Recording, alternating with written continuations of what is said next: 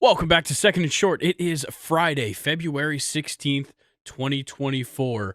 My 21st birthday is on Monday, 3 days from now. The NFL season is officially over. The MLB season just around the corner. When you're listening to this, 6 days until the first spring training game. Champions League soccer has resumed. The round of 16 has begun. It's been electric. And we're nearing kind of the final few months of the Premier League season. It's going to go until about mid-May. So we're in an interesting time in sports, but that definitely doesn't mean we have nothing to talk about. We have plenty of things to go over. Super Bowl and NFL season overreactions. That one, we'll kind of explain when we get to it. But I figured, why not kind of recap the season by maybe overreacting a little bit to what we've seen. Our top 10 starting pitchers from 2023 to round out our positional rankings for the MLB last season. The Premier League, of course, we have some games to talk about there. The Champions League, we have last week's game or this past week's games and next week's games to talk about. And then we'll round it out with questions time. Before we get into it, though, let's just talk about a couple of the headlines around sports right now. First, Mbappe has officially informed PSG he's leaving in the summer. What does that mean, though? Probably going to Real Madrid, I would assume. But he has said that he is officially leaving. That was as of today. I don't know. I thought he has said that before. That's kind of what I meant by what does that mean? Because I honestly, with Mbappe, and I feel like you can sympathize with me here, I will not believe it until I see it. That's fair. This one is like coming directly from like ESPN saying Mbappe told PSG he intends to leave the club when his contract expires this summer. That's exciting. Yeah.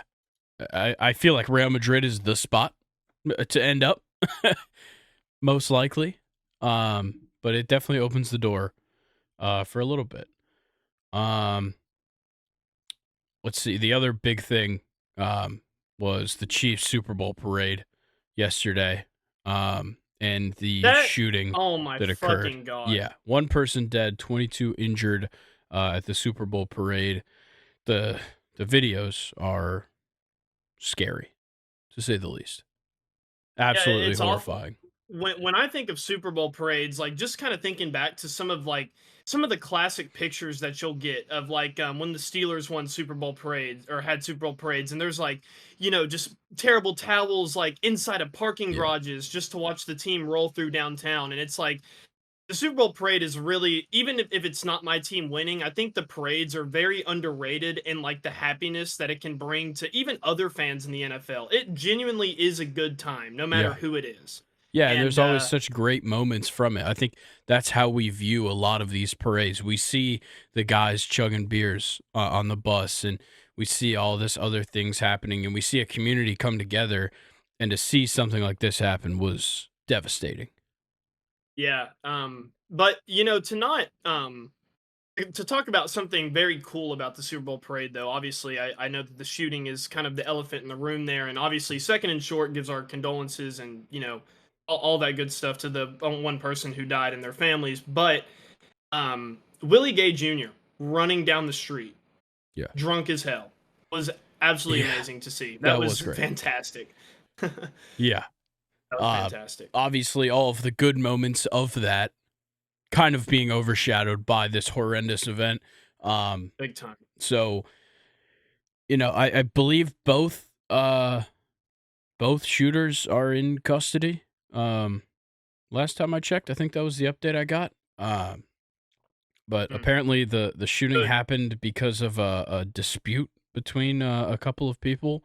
But yeah, it's ridiculous. Victims between the ages of 8 and 47 years old.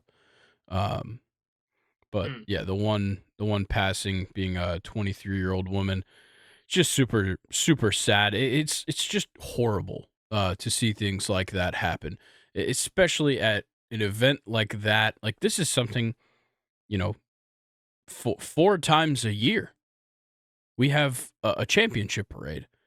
all across the country. But we have one for the MLB, the NHL, the NBA, the NFL, and it's supposed to be this wonderful moment of togetherness and community and celebration of a team and celebration of a sport and this a tremendous achievement. And then something like this happens, and this is certainly something that won't be forgotten going forward. Who knows what the case is? Like, these guys were idiots, clearly, something wrong going on in their head to, first of all, like, you don't need to take a gun to a Super Bowl parade, first of all, and then a dispute happens and it resorts to that. But it's like, dude, there was 800 police officers in attendance across this parade, across the route and at the celebration. And like, it just, I'm dumbfounded by the fact that anybody would do this in such a setting. Yeah, and I think another reason that it's so shocking and so sad for me, especially, is sports are supposed to be, something that tragedy cannot touch, and of course it does in general. But and what tragedy I'm kind of talking towards, like maybe something like the Damar Hamlin situation, right? Where that was like an injury related thing. Yeah. But it's just freaky that somebody would shoot up a Super Bowl parade. I mean, sports are the ultimate bringing together of people from all walks of life, Yeah. all genders, all kinds of stuff, and it's just it's very scary to me that this happened, because it's just something that I would have never expected. I mean, Yeah. it's horrible. I will say it was genuinely like the people that I saw the video of the fans like tackling one of the shooters. That was Yeah, amazing. that That's was like fantastic. that is a feat that not many get the chance to do, and not many would take upon themselves to do. So, to those people, wow, like you're literal Hmm. superheroes. Like, you For actually sure. saved lives. So, yeah, that was such a wild time, um, and such an insane event to occur, throughout all this. But let's move on and get into the real meat and potatoes of the episode. And we'll start with our NFL season overreactions, I guess is what we'll call it.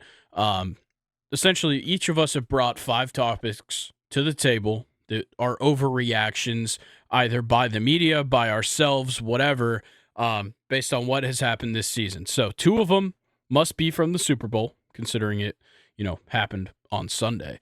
Um, and that's kind of the only stipulation. So, do you want to start, or you want me to take the lead?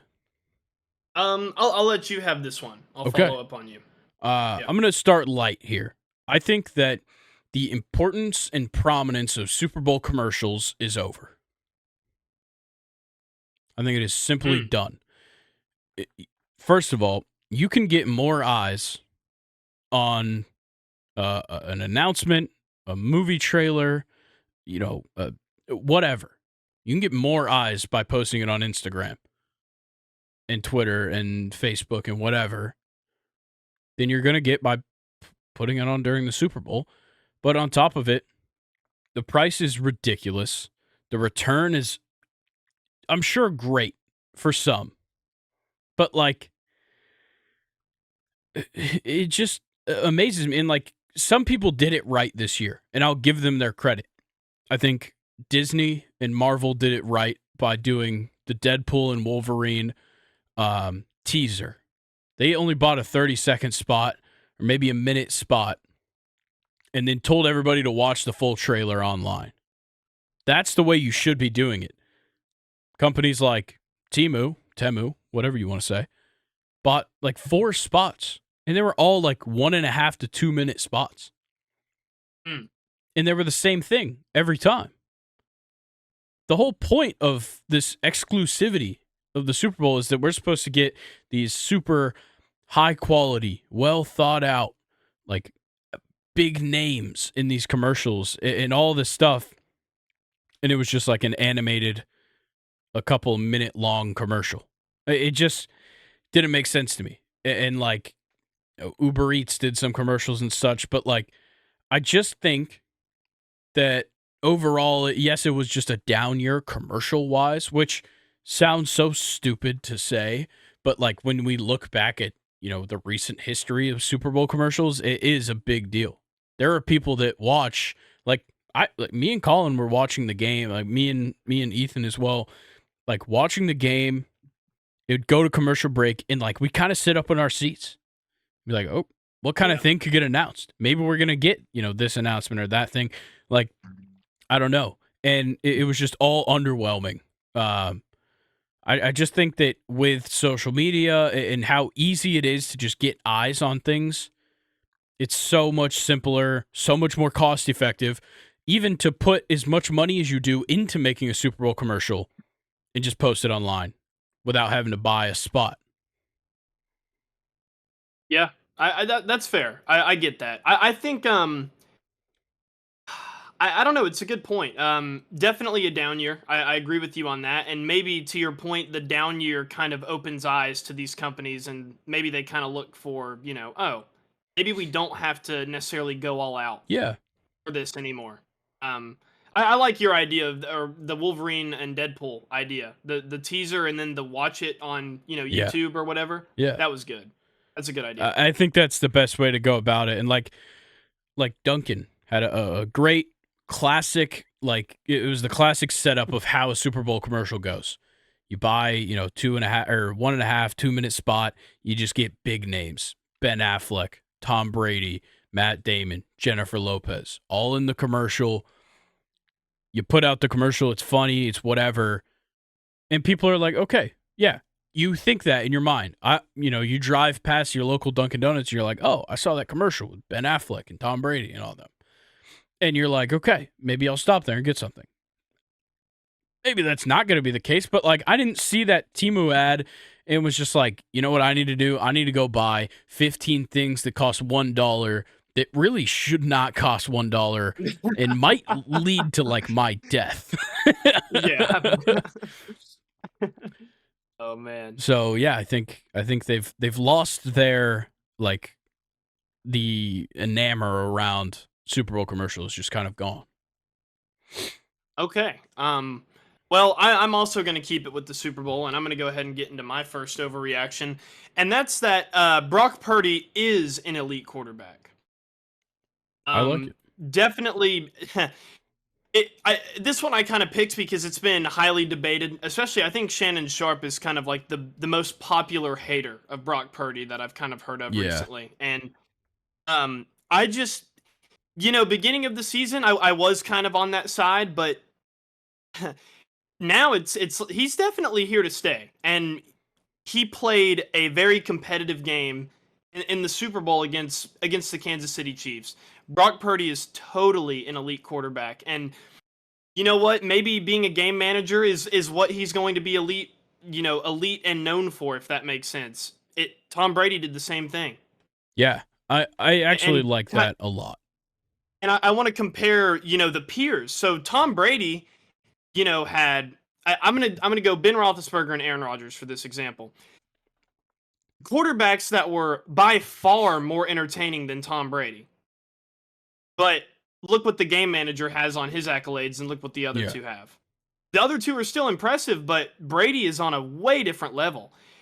Josh Allen and Patrick Mahomes might look more impressive than Brock Purdy.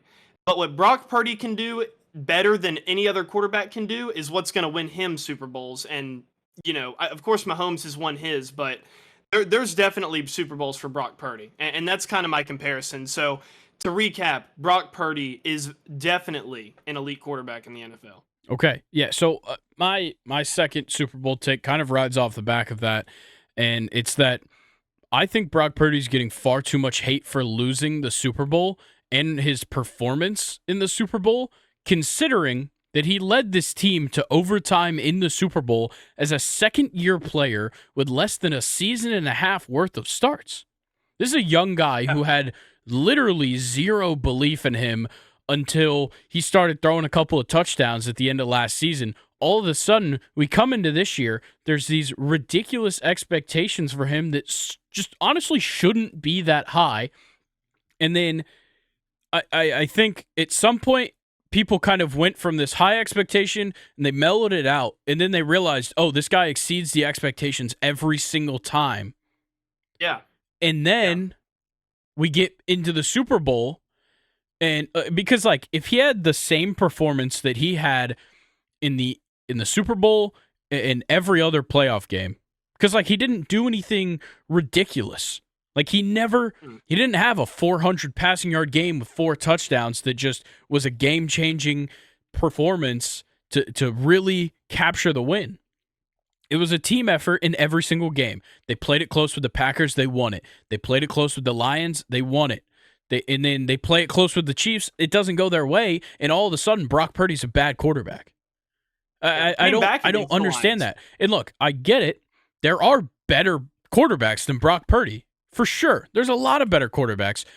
You're not keeping this team together if you go out and buy a new quarterback. If you go out and get a better quarterback. Brock Purdy doesn't make enough money to hit the cap.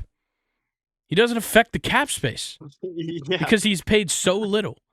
So if you go out and you get Kirk Cousins, just an example of a free agent this season. If you go out and get Kirk Cousins, who you giving up? Because you're not going to be able to pay Ayuk.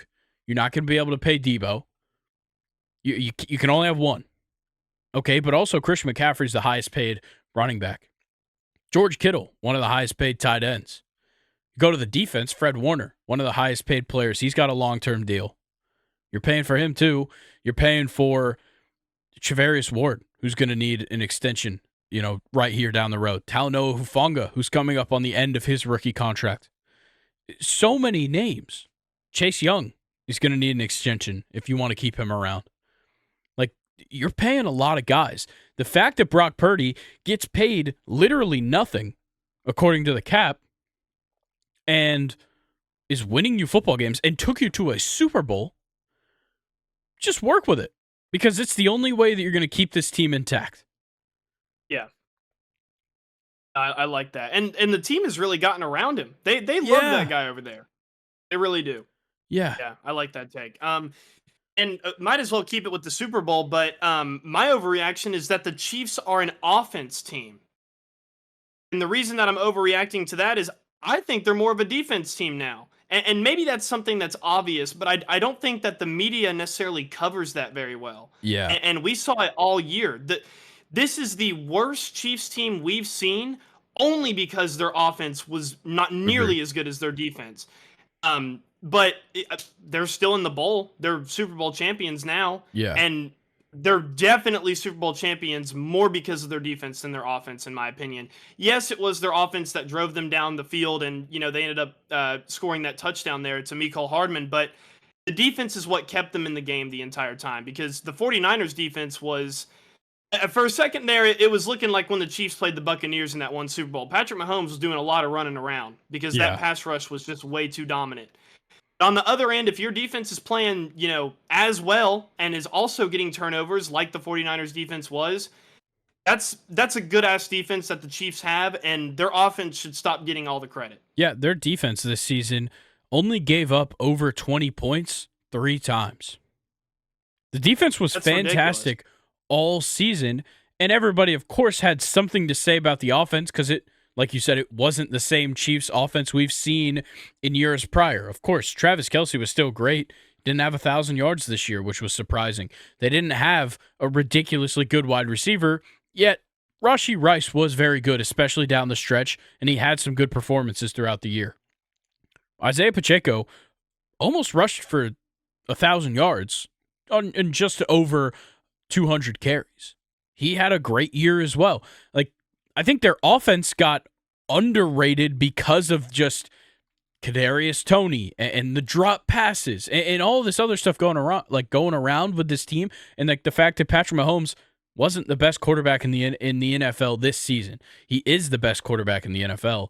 He wasn't this season, at least in the regular season. So this offense got underrated. It was still a good offense. They were putting up mid-20s, low 30s pretty regularly to win games. Yep. But the defense got so underrated that it comes to this playoff, and all of a sudden the offense looks good, and the defense is still getting overlooked. You've got L'Jarius Sneed, who locked down all of your favorite wide receivers this season. He locked all of them. And he wasn't even a first-team All-Pro. He was second-team. You had a first-team All-Pro at slot corner with Trent McDuffie. You had Chris Jones, one of the highest-paid players in the NFL. And you just have numerous other great players. Nick Bolton was fantastic. Willie Gay was fantastic. These guys did it all year and got no respect. Now, they win a Super Bowl, and all of a sudden, oh, well, it's because Patrick Mahomes. Like, yeah, Patrick Mahomes plays a huge factor in this, but that defense was amazing. And people had this same, or people had this gripe about Tom Brady, saying that he never had a bad defense when he won a Super Bowl. Neither has Pat Mahomes. Pat Mahomes has not had a bad defense when he won a Super Bowl. And we keep talking about, oh, well, is Patrick Mahomes, like Patrick Mahomes is ahead of Brady on pace and blah, blah, blah, blah, blah. Sure, whatever. Give them whatever you'd like. It took a defense to get there. If you wanted a team with no defense to get there, go look at what the Chargers did this season. Yeah. It doesn't work. Yeah. So I think a big part of them being viewed as an offensive team is just the fact that Patrick Mahomes and Travis Kelce are there. Yeah. If you had somebody, two guys that weren't as big of superstars, but maybe are good players, let's say you replaced Patrick Mahomes and Travis Kelce with, obviously it's hard to compare somebody to Patrick Mahomes, but I don't know. Let's say Jalen Hurts and at tight end it's Sam Laporta. Yeah. Nobody gives a fuck about that offense. Yeah. I'm being honest. Nobody would care about that offense. Yeah. Other than the fact that, yeah, Jalen Hurts can do some great things, and Sam Laporta did some great things this year, and both of them got their attention. They don't bring the attention that Patrick Mahomes and Travis Kelce do. They don't have Taylor Swift in the box watching every game for the second half of the season and all the playoff games. They don't have that allure, without Travis Kelce or Patrick Mahomes and all of the attention around Patrick Mahomes. But if they played just as good, they would get half the attention. But the defense would be great. The defense would be shining. Everybody would know that L'Jarius Sneed had a great year. Everybody would know that Trent McDuffie is one of the best slot corners in the game, probably the best right now. Everybody would know that Chris Jones is about his fucking business. Everybody would know that George Karlaftis exists. Half the people that watch that Super Bowl probably don't know that George Karlaftis exists.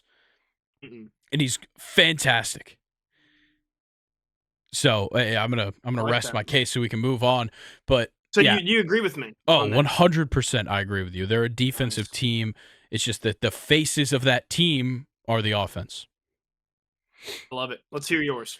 So I'm kind of out of Super Bowl ones. So let's get into some ones from the regular season and the playoffs. You might not like this one. I think we might disagree here. Oh no. The coaching and front office issues are the problem for the Cowboys, not Dak Prescott. Dak Prescott is not the problem. I think they have. I want to hear you out. They have a great owner in Jerry Jones.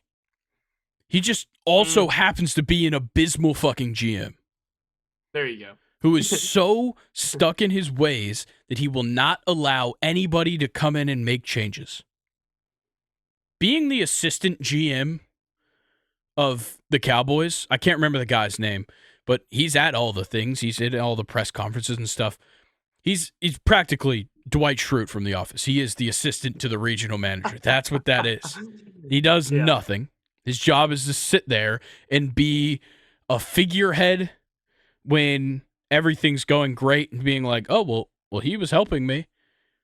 But he's also the guy that gets, crucified when things aren't going right because Jerry Jones won't take the accountability.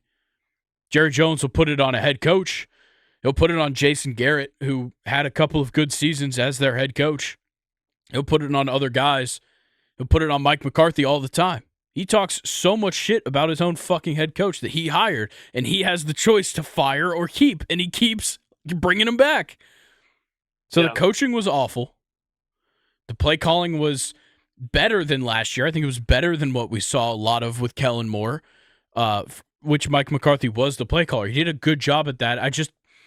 I don't think he's a leader for Dallas. I think Dak is a great team leader as a player. I think they have so many good players, but Dak is not the primary problem for the Cowboys and why they can't move on. Yeah, I'm actually going to agree with you, and I know you said that I may not, but I'm definitely with you. It's crazy what can happen to a Cowboys offense when Dak limits turnovers, and we saw that this year. I really feel like it was the first time in a while we have seen the Cowboys be able to absolutely just dominate football games. Yeah. And that was a different feeling for them. So they're definitely, whatever they did this year, they're moving in the right direction. But there's been one consistent person who has stayed consistent in his job throughout, his tenure in this organization. And granted, he has won Super Bowls like 50 years ago. And I think that you're exactly right. It's Jerry Jones being stuck in his own ways. That's kind of been the one thing that's holding this team back from getting that next level. And yeah, I completely agree. But on the other hand, and I like how you admitted this as well, Jerry Jones is a good owner. There's a very good reason why the Cowboys are probably like one of the only American teams beside the Yankees that are one of the highest valued franchises in the entire world. And, for a long time, Jerry Jones has probably, kind of been the spearhead of that. It's just when it comes to managing a team, I just don't think I think he's what's holding him back. So I like that take. Yeah, I just think they cause so many issues for themselves. And look, I know, like if we look at this playoff game that they played, this offense scored 32 points. They lost, which 2 of those touchdowns, you could put them on Dak. One of them, the pick six, one of them, an interception that led to a 19-yard touchdown. Like, those are 2 bad spots. His only 2 picks of the game, which only 2 is kind of redundant, but if they gave up a 70-yard drive that took almost 8 minutes for the first touchdown of the game on the first drive that Green Bay played. You gave up another touchdown that was a 93-yard drive after a fantastic punt that put them on the 7. You gave up a 93-yard drive for a touchdown that took 5 minutes and 44 seconds. The defense was the issue in that playoff game. And you can't say otherwise because the Cowboys put up 32, and 32 points is enough to win a game in the NFL every single time. But if you give up 48, obviously the math doesn't, add up there. Yeah. But yeah, let's move on to your next one. All right. This one is going to make you extremely happy in your pants. The Packers are a real deal team in the NFL. Yes. And once again, I'm going to come back to, I love calling myself out because I think it's absolutely hilarious when I'm dead wrong. Yeah. If you go back to like the episode leading into like kind of where we're previewing divisions or previewing week 1, I could not have been more wrong about the Green Bay Packers. And Jordan even Love. Specifically, and Jordan Love and Romeo Doubs. I could not have been more wrong about it all. Yeah. That is an offense that is very exciting. It's an offense that could beat any defense in the NFL. And I really don't have much more to elaborate on it, but the Packers are surprisingly, for me, that everything clicked for them this season, and they can only get better. So the Packers are going to be a real deal team. Yep. If you want to hear Luke talk, or me and him argue about Jordan Love, go back to episode 81 for our NFC North preview. That was September 1st. Yeah. If you'd like to hear that conversation. Even gave them the episode. Yeah, well, I would like people to go back and listen to me be right. Go back. Do it. I could give you the timestamp if you gave me a couple of minutes. But I'll even give you a hot take right now. I think the Packers could be better than the Vikings next season. Oh, yeah, for sure. Especially if Kirk leaves. Definitely. Yeah, definitely. If Kirk leaves, I'm I'm all for that take right there. I think the Packers are going to win that division next year. Um, I don't know about all no, I do. I think Dan Campbell's decision making will bite him in the ass in the regular season, just like it did in the playoffs. Um, but let's go to my next take. I first of all, I didn't really address much of your take. I love it, obviously. that. um, Yeah, big Packer guy over here. yeah, look, I was rooting for him good, especially when you were like, they're not going to be that. They're going to be bad. Jordan Love hasn't done anything, blah, blah, blah. Like, that whole conversation made me want to root for them all year. And at times, it was definitely tough to root for them, and they didn't look good, and I looked wrong. I think I probably called myself out for being wrong at some point, but they made the late push. They won a playoff game, and they played a real close one with a team that eventually went to the Super Bowl. So, Yeah, yeah, I for think sure. the Packers way overplayed what we thought they could, and I think they're just going to get better. Let's see. Yeah, my next thing. If Devontae Adams wants to remain a top 5 wide receiver in this league, he has to leave Las Vegas this summer. He's Okay. got to play somewhere else with better talent and an ability to win football games, the ability to go to the playoffs, and that's not in Vegas right now. Yeah, no, I like that take a lot. It's a team that's just kind of it's incredibly unstable, and I feel like it's been unstable for probably like 4 or 5 years now. And that's just not it's not a good environment for him. You know, he went there to be stable with his quarterback from college and Derek Carr. He leaves the season after, and then at the end of last season, we saw him not really putting up Devonte Adams numbers when he can Yeah. still be Devonte Adams. So I like that take a lot. Yeah, I think it's just a matter of there's better places for him to be. There's better places that the Vegas could send him.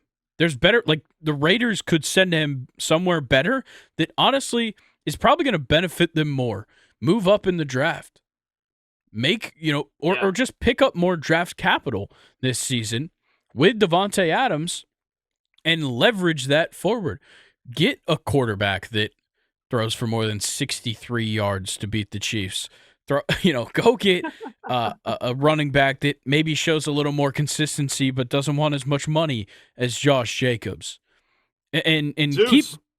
keep building around that defense that you have. Add a young wide receiver that is looking to prove himself instead of a wide receiver that has proved himself for years and now he just wants the money.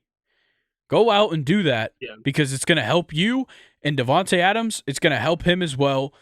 Part on good terms, and you're good to go. Because look, Devontae Adams, it's very clear that when he went to the Raiders, it was a matter of okay, maybe we'll get Rodgers here. That didn't happen. So he got to go play with, he thought that Rodgers would stay in Green Bay. He didn't. So Devontae leaves as well. I guess, no, I'm wrong. Aaron actually stayed. Oh, Devontae left. Oh, what happened to your camera? I don't know what happened to my camera. Okay. Well, yeah, what I was saying, I think people thought that Rodgers could go to Vegas. They thought he could go to Denver. Devontae ends up going to Vegas because he's like, okay, well, I'll play with Derek Carr because I don't know what the deal is with Aaron. And all of a sudden, he has entirely fucked himself over and is rotting away quickly in Las Vegas. And so I think he has to make a move if he wants to go anywhere, in the next couple of years. We're trying to figure Gotcha. out this What the camera fuck situation. is I can going on? pause. Sorry. Okay. Sorry about the technical difficulties. We got everything sorted out. So, yeah, we just kind of wrapped up the Devontae Adams conversation. Anywhere you think in particular he should go? Wow. Trying to think of a team that's like buying right now. No, I can't think of one right now. Maybe Carolina? Oh God. Ugh. Maybe Problem is Carol. that, I'm just trying to think of teams that would reach for him. I don't really what know. about, okay, so I've seen a few things saying that since the Bears have 2 picks in the first round, they might go wide receiver. What if they trade that second first rounder and get Devontae Adams. See, I was gonna say the Bears first, but I want them to draft Marvin Harrison so bad. I do too, but I don't think they will. Not at one, unless they trade it away, which is definitely likely. Or Maybe not Arizona? definitely possible. It's a good place to go and die. Yeah. The Jets makes the most sense just because of Rodgers, but Garrett Wilson's got to get paid. Yep. So that's tough. Trying to think, this would be an interesting one. Keenan Allen might be out the door in Los Angeles. Go to the Chargers. Yeah. It's in the Go to division. Chargers, It's a play with little Mike tough. Williams. Yeah, under Jim Harbaugh. Got Justin Herbert at quarterback. He can sling it. Yep. I don't hate that. Now that I'm kind of running don't through it hate in that my either. head, I actually kind of like that a lot. Okay. Yeah. All right, what's your next take? Well, you were talking about the Jets, and I feel like we've somehow consistently perfectly segued into all of our overreactions. I don't know how we here. did that, So, but yeah, that was fantastic. yeah, it's because you and I are precious together. Yeah. Anyway, my next overreaction is do not forget about the Jets. I haven't really. Agreed. I feel like during the regular season they were kind of starting to become like a meme, and rightfully so. do Yeah, not they were get me bad. wrong, They but were really fucking now bad. that the Super Bowl is over, and we can look forward to an Aaron Rodgers that was honestly probably healthy, like by week 14.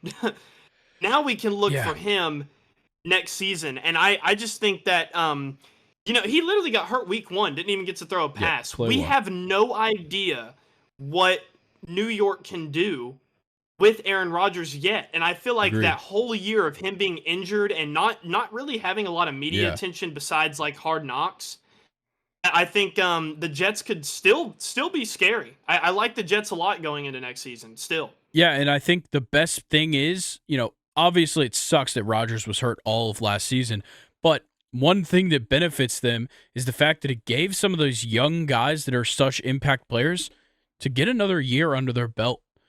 Garrett Wilson now has another year under his belt. Breece Hall got a year to come back from that horrible ACL injury and get to full health so that going into next season, he's going to be healthy. Your defensive side, Quinnen Williams and his brother Quincy have become superstars in the past had to year and a grind. half, and they are fantastic. Sauce Gardner gets another year under his belt. A little more struggle that we saw this season for Sauce Gardner, but he's just going to get better from it. And the same goes all around the field for that team. The defense is amazing. We know that. We talked about it all year. The offense, with a competent quarterback, has weapons all over the field. Breece Hall can be an impact running back. He was a good running back this season, and nobody really talked about him. There is so many guys on that team that can be great. They're probably going to add some more talent this offseason to prepare for Rodgers to come in. And I definitely agree. We cannot forget about them going into next season because I think they're going to be really good. Yeah, fantastic. And if you want to take it a little bit further, last season they truly had to grind offensively and defensively. They were not a good team last year without Aaron Rodgers. And Yeah. I feel like if those players are really bought into that organization and they're bought in for the future of that team, it'll just make it a hell of a lot easier for them next season with Aaron Rodgers. All right. Well, I'm going to start up with my last overreaction. And, okay, this one's probably the most controversial of my answers. Austin Eckler is not top 10, maybe not top 15 running back in this league. There's a lot of good running backs. I got a list of them that I think are all better than him. Okay, here we go. This is in Can no I say, particular order. Yes? Yeah, Can I yeah, just say yeah. yes after No, we everything? can Okay. discuss different guys. But I can assure you he is not top 10 because there are certainly 10 guys littered throughout this list, and there's probably more guys I can name that I didn't think are better, at the moment or maybe could be better in the future. But no particular order. Christian McCaffrey, Derrick Henry, I think Kyron Williams is a better running back. And I'm not just basing this off of this season. I'm talking just career-wise, like looking at the top like players in the league, not just in 2023, 2024. I'm talking overall. So CMC, Derrick Henry, Kyron Williams, Saquon Barkley, Alvin Kamara, Jonathan Taylor, Raheem Mostert, because he does his job. James Cook is a better running back than Austin Eckler.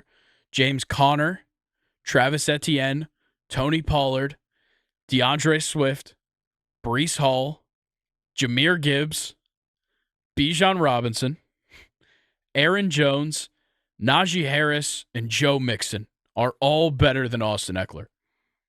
Yeah. The only question is Raheem Mostert for me. Okay. I think That with would be the only Raheem one. Mostert, it's a matter of production. He's got one of the highest yards per carries for a career in NFL history. And he just scored, 25 touchdowns this season? 20-something touchdowns? No way. Did he actually? Yeah. Wow. Yeah, he scored Okay. quite a few touchdowns. He had maybe. so he was we a can throw him in. 1,000-yard rusher, and he had 18 rushing touchdowns, and he had 3 receiving touchdowns, so 21 touchdowns. Yeah, the only thing that I will give Eckler is I remember when we did our top 10 running backs of the NFL for Yeah. last season. And I think you had him either off or really low on your list. And I Very brought low. up the fact that he had like 950 receiving yards. That unbelievable stat for a running For back. sure. But there is just something about the way, like his body language, his speed, all of last season that just killed my love Yeah. for him. I don't know how to explain it, but he literally just looked like he wasn't even trying and didn't care that he wasn't trying. I agree. In my opinion. Yeah. So Yeah. I like that list. Yeah, like for Eckler, like, so he is one of the least efficient runners in the NFL when it comes to starting running backs. He only gets, I think he had 3.5 yards per carry this season. And I will say, he only played like 11 games this year. But considering he only played 11 games, to have the 31st most carries is kind of crazy when you consider that he missed 6 games. And he only had 628 yards. He only scored 5 rushing touchdowns. He had 3.5 yards per carry. He had 51 receptions for 436 yards. So all purpose, he did break 1,000. But like the inefficiency kills me. He, like, as a running back, if I'm talking about the position, he doesn't play the position like anybody else, and it hurts him a lot. He also fumbled the ball 5 times, which ranks him up with quarterbacks in fumbles this season. So that's not good either. So, yeah, I think he's on a rapid decline. He's 28 years old. He's kind of getting to that point where you start exiting your prime as a running back. And he's probably going somewhere else as well, which doesn't bode well for him. Like that. So, yeah, I think Austin Eckler sucks. Do you think not going well or going somewhere else doesn't or does bode well for him? Because I can kind of see I think both going sides. anywhere is going to make him not as good. Yeah, I haven't looked at like potential landing spots, but teams I could think of that could go out and get him, like the New York Giants, who are probably going to lose Saquon this offseason, is certainly an option. I think. I'm trying to think of some others that could go after him that need a running back. The Raiders. What if the Cowboys did? I think you'd be dumb. I think you re-sign Pollard. And you keep using what's his name? Rico Dowdle? Rico He was Dowdle? good. Love that guy. Yeah, he was pretty good. I do love that guy. I think it'd be a bad move, personally. Okay. But yeah, he can end up anywhere. I don't think he's that good. All right, your final overreaction. Yes, so my final overreaction is that the Falcons and the Steelers are serious contenders. They just need a quarterback. And I'll agree. this is something that I truly believe in both teams, and I don't know if you're being smart with me by saying that you'll agree, but No, I I'm think it's not. 100% true. I really do for both of our situations, and they're honestly kind of similar. Yeah. Offensive weapons kind of spread around, except the Falcons have a way better offensive line than the Steelers do. Um, but Freiermuth, Kyle Pitts, which we can debate Freiermuth and Kyle Pitts all day, but Freiermuth probably has the better stats recently, but Kyle Pitts is a higher ceiling. Yeah. Drake London and Deontay Johnson. So and then Najee and Warren complement the Algier and Bijan. Yeah. So I really truly believe that quarterback play was the one thing holding these two teams back. And to go further, both of our defenses were solid all season long. Yeah. The reason that we won most of our games, the Steelers and the Falcons, was because our defense. Yeah. I mean, if the Falcons have Jesse Bates that's able to get them ridiculous pick sixes against the Saints and just interceptions whenever he really feels like it. And then on the Steelers side, they have TJ Watt, who's a complete game wrecker. Yeah. As a pass rusher. Yeah, I think one of the other issues, at least for the Falcons, was head coach, and I think Raheem kind of addresses the problem. I don't know how good he's going to be. I have no idea. Yeah. You guys know for sure that you have one of the best head coaches in the history of the NFL. So that's an advantage you have over the Falcons, is that the coaching's there. It's about the performance on the field. Whereas we obviously do need a quarterback, but we also have to make sure that the head coach is addressed and done correctly. Yeah. And the reason that that's an overreaction is, I don't really feel like the Falcons or the Steelers are taken very seriously. And it really breaks my heart just with the tradition and the history of the Steelers that now we can still be a playoff team, but everybody knows they're just going to kick our ass. Anybody in the AFC would have wanted to play the Steelers. Yeah. And it shouldn't be like that. And the reason that it's like that is because we don't have a quarterback that can manage our offense and move us down the field efficiently. And if Mason Rudolph, a third-string forgotten quarterback out of Oklahoma State, if he can come in 4 games, throw almost 1,000 yards, and take us to the playoffs, what can a real quarterback do? Yeah. So I guess that's my 2 cents. So the Falcons and the Steelers are a quarterback away from being really, really good football teams. Yeah. I really liked that segment. That was a lot of fun. Yeah, I enjoyed that too. That was a pretty fun one. I don't know. We'll just kind of keep going through some things that we can do. Maybe we'll start up the positional rankings soon. Maybe we'll scrap positional rankings. Maybe we'll cut out a few of them because it definitely took a while to go through positional rankings last year. Yep. Same with the MLB. It's taken quite a while. But for the NFL, maybe we'll scrap a couple. I think we definitely had some weeks where we were just like, I don't even know what to talk about for these players. So yeah, we'll figure out, content wise, and obviously like there's always news happening. So maybe we'll just do some news, do some discussion things for the NFL going forward. But for now, let's go ahead and get into our 2023 top 10 starting pitchers lists. This one's going to be interesting. I'm so not confident in how I've placed these players into here that I have my top 10. Then I have 6 honorable mentions. And then I also have 4 not honorable mention but deserves a shout out. And nice. Honestly, all of these players, so all 20 of these players, could probably be littered throughout these lists interchangeably. But I kind of just I looked at a stat and I was like, that guy was really good at that. Let's put him here. And that's how I put together my list. It wasn't calculated. There wasn't a particular thing I focused on because there's so many things to focus on for a starting pitcher. You could be an absolute numbskull and look at win-loss, which is just an absurd stat to base things off of.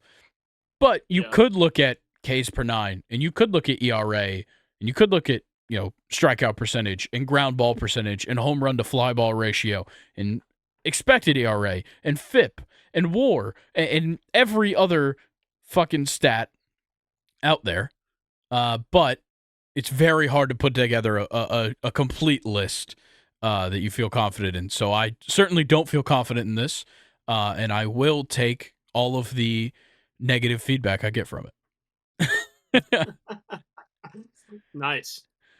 That's my preface. Who's that? Our Luke, last list. MLB. This is the final list for the MLB, and the next time we meet, spring training will be on the road. So, Luke, I'll let you start off the list with number 10. Who you got? All right, I went with a really, really young guy. I took George Kirby at this spot. A guy who came in with he had a ERA above 3. He pitched 190 innings though, 172 strikeouts, and a WHIP that was 1.038. So very solid WHIP there. He was 96th in percentile in pitching run value, 98th percentile in fastball run value, and 100th percentile in walk rate. So he is basically the Juan Soto of pitching. He is not going to walk you. Yeah. It's just that simple.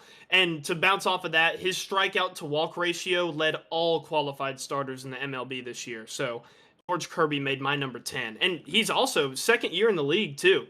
Solid pitcher. Yeah, I love George Kirby, and somehow he's also my number 10. No way, we actually have the same spot. Yeah, that's crazy. Look, he certainly had performances that kind of pitched himself out of being an elite starting pitcher this season. But when you talk about control, nobody had better control this season than George Kirby, and I will stand on that. He had a just barely above 1 WHIP.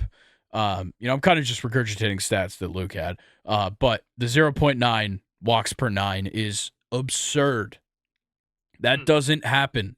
He led the MLB in that. The strikeouts to walks, like Luke said, 9.05 led the league. The baseball savant page isn't astounding when you look at it. The pitching and fastball run value is great, and the walk percentage 100th percentile, but he's got a relatively low expected ERA, a extremely bad expected batting average. He doesn't get guys to whiff, but he has the 84th percentile fastball velo, throwing up there at like 96 with the fastball. And he gives up hard hit balls, and the best thing that he's got going for him is chase rate, and that also aids his control. He's able to put balls in places where guys shouldn't be swinging, and they swing, and he also makes guys not swing when they should. That's his biggest asset, is just pitch placement, and he's fantastic at it. The problem is he just gives up the hardest hit balls in the league, dude. Like, literally, he was in the bottom 6 percentile in max exit velo because he gave up a hit that was 115.6 miles per hour. Oh my goodness. Yeah, but walk percentage of 2.5%, which was the top 1 percentile. So, like, he is amazing. He just has things to work on, and he gives up contact, and it's hard contact, and a lot of times it results in runs given up, and that doesn't help him. But for a second-year guy to be an all-star and to be 8th in Cy Young voting in the AL is fantastic. All right. Yeah, moving on. If we have the same Zach list, Wheeler. I'll shit myself. Number 9, Zach Wheeler. Okay, cool. Where do I want to start with him? Very high WAR for being 9 on my list. 4.3 WAR. He went 13-6 on the year, which is decent. His ERA was above 350, not really where you want it to be, but went 192 innings, 212 strikeouts, which is a lot among my list, and once again, another WHIP that's barely over 1. Then you look at the baseball savant page, and it is Phillies red, baby. We got 99th percentile in pitching run value and fastball run value, 93rd percentile in walk rate, and 97th percentile in extension. And then the cool stat that I have for him is, so he is on a 5-year contract with Philadelphia, and last season was his 4th year, right? During that time, he has led all pitchers in the MLB with a 19.6 WAR. And on top of that, he had a fantastic playoff run this season. So Zach Wheeler was a weird one for me. Very Yeah. very good pitcher. I guess I don't know. I really can't even tell you why he slipped all the way to 9 on my list, because every other list that I used to make my list had him much higher than I did. So yeah, I don't know. For me, it's just the ERA, and his Yep. stats don't jump out to me really. Yeah, I think So to me with Zach Wheeler, and I'll get to that when I get to him my list, but this was one of the first years that he was like giving up a lot of runs. gotcha. Um, like, the past 3 seasons prior, so 2020, 2021, 2022, he had a sub 3 ERA. This season, a Yeah. 3.6. I think that's a big part of why he was slipping down some people's lists, despite the fact that he led the league in pitching war, or F war, for pitchers.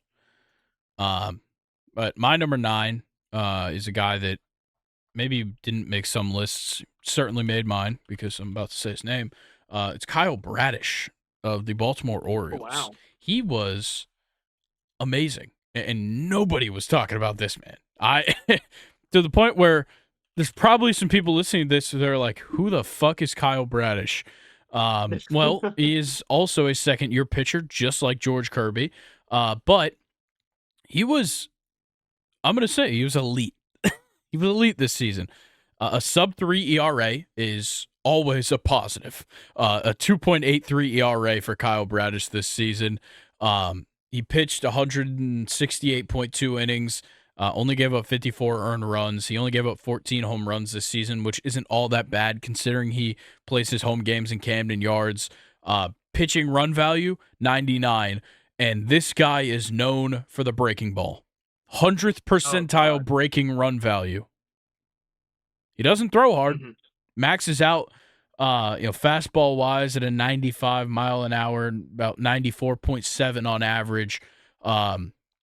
He throws an 88 mile per hour slider, an 85 mile per hour curve, and a 91 mile per hour changeup.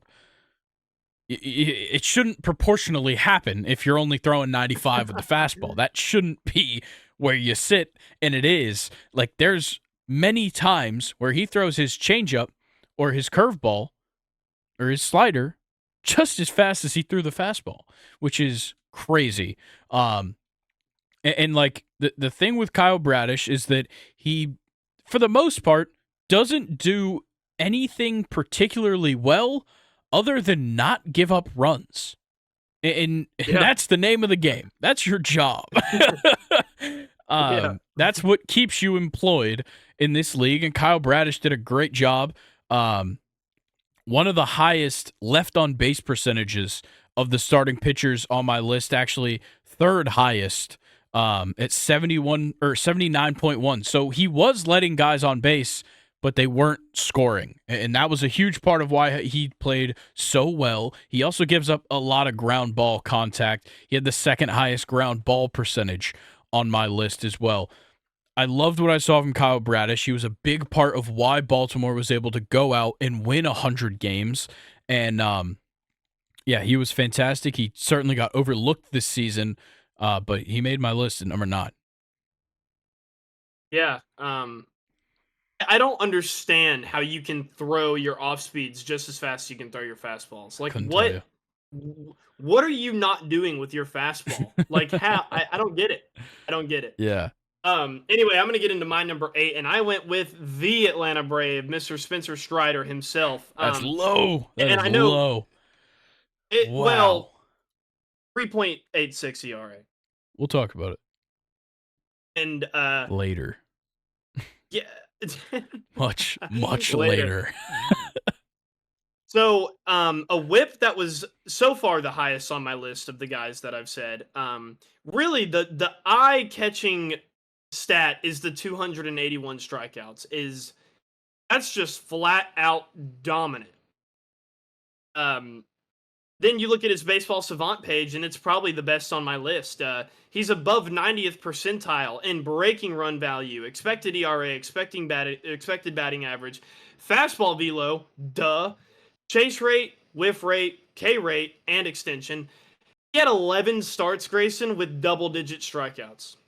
I watched him. Incredible. he fell so far on my list because I mean he's the highest ERA on my list by Yeah. about .20. Um, so I think maybe his aggressiveness is what made him end up on this list. But that's not to say that he can't be or isn't one of the more dominant Yeah. players on my list. When he's having a good game, he's top 3.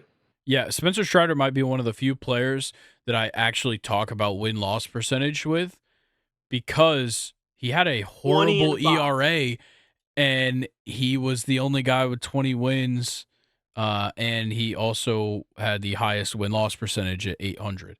Like, that's Yeah. extremely surprising. He had 3 more Yes. pitching wins than anybody in the MLB. That's Mm. crazy considering he was giving up the runs, and obviously a lot of that aids to run support, but also a lot of it comes from the, 5 straight great starts, 1 horrendous start that we'd see from him quite a lot. He'd go weeks, like a month, and he would pitch lights out and strike everybody out. And then he'd just have one game where he just exploded. And it's typically second time through the order.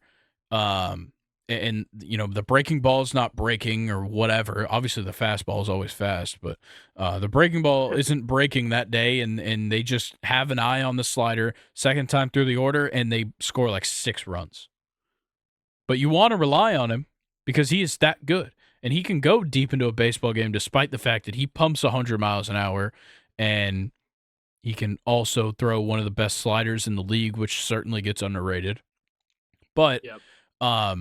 yeah, he's, we'll have quite a few minutes before I talk about Spencer Strider in depth. So I'll get into Justin Steele at number 8 for the Cubs. I think he was fantastic. Once again, this is just a run-limiting guy.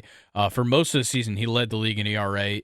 End of the season, he kind of slipped up a little bit, but this was a guy nobody was talking about prior to 2023, and he was great. He brought his whip down by so much across his career.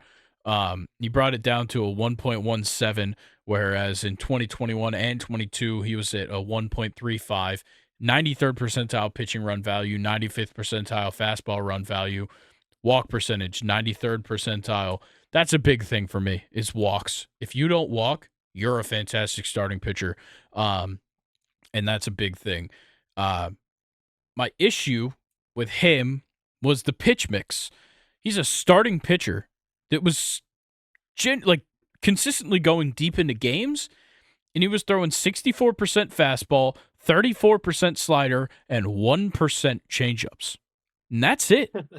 That is not good for a starting pitcher. Yeah. Honestly, a 2-pitch mix, essentially, for a starting pitcher is simply bad. He has really bad extension, and I know he's a starting pitcher, so it's a little bit different to look at extension. But he has really bad extension considering fastball velo in the 17th percentile. His average miles per hour on the fastball, 92. He's all about finesse. He takes from his teammate Kyle Hendricks in that, matter. But look, I think Justin Steele's fantastic. Could he have been better this season? Definitely. Does he play his role and does he play to his abilities to the best he can? I think so. I think this is simply as good as Justin Steele can get with what he has. And it's a top 10 pitcher. It's just not elite.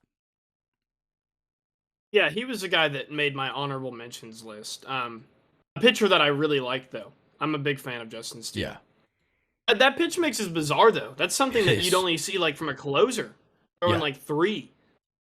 It's ridiculous. My number 7 was Kyle Bradish. I had him a little bit higher than what you Nice. did. 4.9 WAR, which is insane.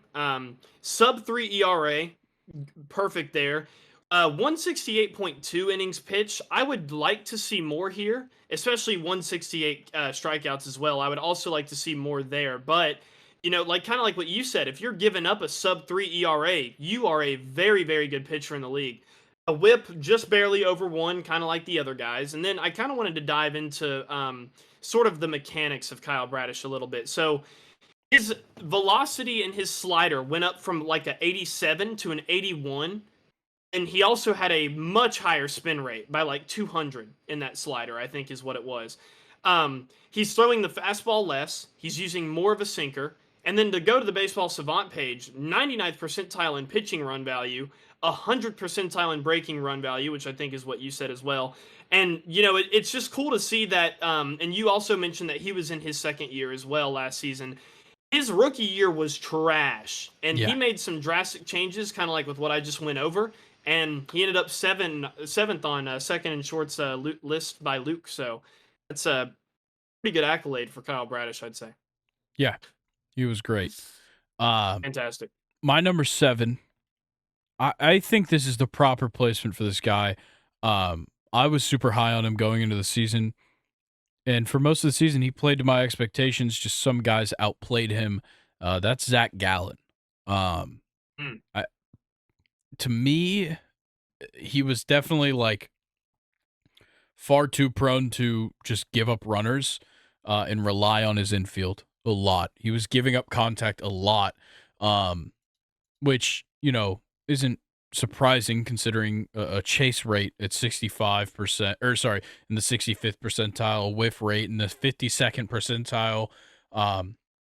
You could definitely still strike guys out, but only a K percentage of 70 in the 71st percentile, but doesn't walk. 88th percentile walk percentage, pitching run value, 97th percentile, fastball run value, 98th percentile, off-speed run value, 93rd percentile. And the biggest thing for him is he doesn't give up hard hits. And considering the park that he plays in, that's huge because those corners are short, center is deep. If you're giving up hard hit balls, you're going to give up home runs or you're going to give up like triples. He had a 5th percentile for hard hits, average exit velo 91.5. Like he just was good. I don't really know what else to say. Like, yes, he did give up a decent amount of hard hit balls, but he was able to limit it a little bit, at least for some of the season. He did start to give up some hard hit balls. And the biggest problem was the launch angle. He was giving up hits at a pretty high launch angle of 12, which is not very good. But to me, it was just the effectiveness in the way that he pitched. Obviously, later in the season, he starts giving up earned runs. He ended up giving up 81 earned runs this season, which is crazy, considering his next highest in a season was 58 earned runs in a year. And like last season, he had 31 starts instead of 34, and he only gave up 52 earned runs. Yeah, this season, it was just he was giving up a lot of hits, 8.1 hits per 9, but he was striking guys out. And like, it was like everything he did well, he also did bad in something to trade it off, but he was still an elite pitcher. He still won 17 games, but he lost 9. Like, he had, a complete game shutout this season. He pitched 210 innings, which is absurd, but he still wasn't amazing at a lot of things. And the 3.47 ERA kind of helps tell that and kind of writes that narrative for him.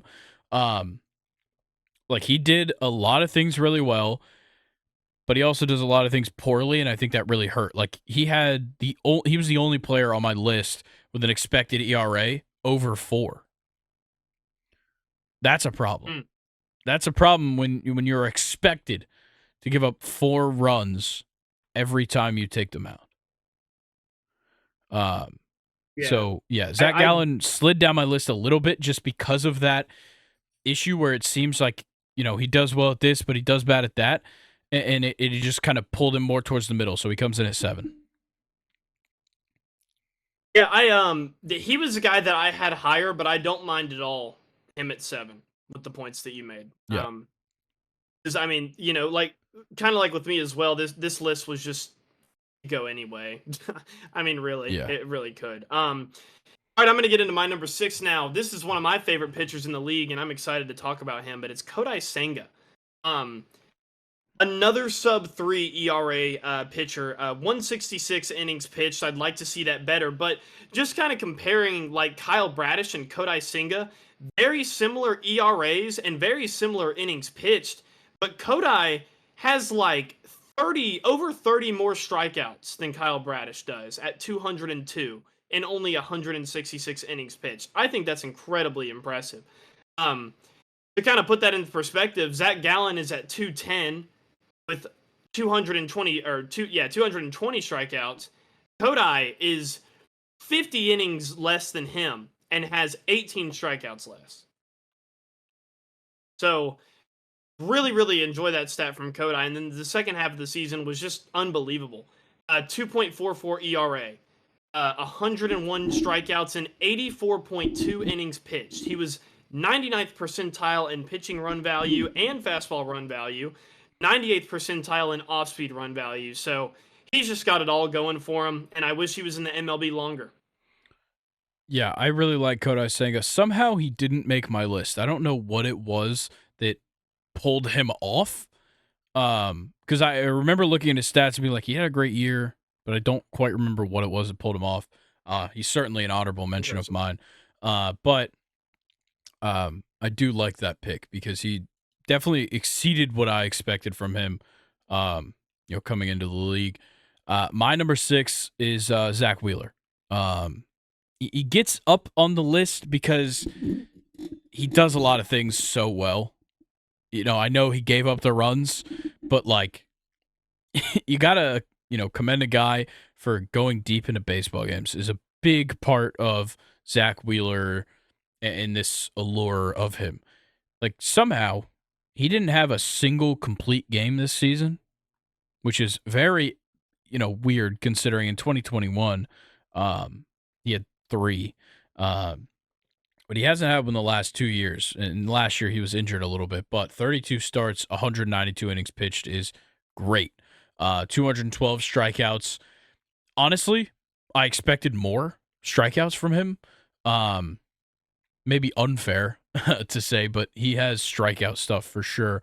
But a big thing for me is that he does something similar to what I talked about a lot with relievers, and you'll probably kind of catch on to this pretty quickly. He doesn't throw the hardest, but as a starting pitcher to have an extension in the 97th percentile is surprising, to say the least. Starting pitchers don't typically extend down the mound that much because it puts a lot of strain on your lower body to move that far, and you got to stay out there for so long. Zach Wheeler can throw complete games and also step 7.5 feet down the mound. I like that you explained that for me, because when you mentioned earlier that extension is something only closers would do, I thought, why would that not be something that every pitcher would want to do? Yeah, and some pitchers do and some pitchers don't, and it's kind of all up to, how you throw, how hard you feel you need to throw. Zach Wheeler knows that he can't hit 100, but he can get real fucking close to you and throw 96. So, and he's got elite stuff. The run value doesn't translate for his breaking ball and his off speed, but the biggest thing for him is that his fastball is so good that it sets up the other pitches to be successful. But the fastball typically tends to be a strikeout pitch. He doesn't walk anybody. Once again, that's kind of a trend with my guys. They don't walk. 93rd percentile for him. Expected ERA, 80th percentile. We already talked about Zach Wheeler a little bit, so I'm not too worried about continuing. But also plays the best defense, Gold Glover, on the mound. So I can always appreciate that. Yeah. All right, I'm gonna get into my number 5. Zach Gallen is who I took at number 5, and you kind of went over it. 210 pitches 210 innings pitched is very impressive. 220 strikeouts is also very impressive. Did give up a lot of runs though, like you mentioned, but here's what kind of sets me apart, and this is going to be a very short one right here. I don't have much for Zach Wheeler. He had career highs in starts, wins, strikeouts, and innings pitched, all in 1 year for him. And also that Diamondback team was so dangerous, once it got to the postseason for the first time in a long time, and he was kind of the ace of that, So I think more what he was able to accomplish, not necessarily his on-field play, but more just how big of a season it was for him. I feel like he's taking steps in the right direction. So he was my number 5. 97th percentile in pitching run value, 98th percentile in fastball run value, 93rd percentile in off-speed run value. So once again, you have a pitcher that's maybe doesn't mix pitches well, as far as like he'll lean to the fastball more, but his off-speed pitches are really good, just like his fastball. He doesn't only throw one pitch well. He just might throw that one pitch more often than the others. And that is why I took Zach Gallen at number 5. Yeah. I like that. Obviously, I put him a little bit lower, but not too much discrepancy between our two rankings. My next guy, though, at number 5 is Kevin Gausman. I love Kevin Gausman. He was fantastic. He is a strikeout guy, second in the league in strikeouts, behind Spencer Strider, I believe. Second or third, maybe. I got to pull this up now. Yeah, second, with 237. And I love his stuff. He's one of the few starting pitchers that has a 3-pitch mix that's kind of more like a 2-pitch mix. But I like what he does with it. The fastball is great. He doesn't throw it that hard, and he doesn't come down the mound that far, but somehow it's effective. Somehow he has a fastball run value in the 95th percentile, despite the fact that he throws the fastball 94.7 miles per hour on average, and he still has an 87th percentile chase rate, and he still has a 93rd percentile strikeout rate. Wow. It's astounding what he can do, considering he throws the fastball 50% of the time. He throws the changeup 38% of the time. That's the thing. This is he uses the changeup more as a mask. So the fastball is effective already. The changeup looks like the fastball until it's not, and it's a little too late to figure it out. Yeah. So I love what Kevin Gausman does. He was abysmal as a Brave, and I hated him when he was here. But he has really turned things around since that second year in San Fran.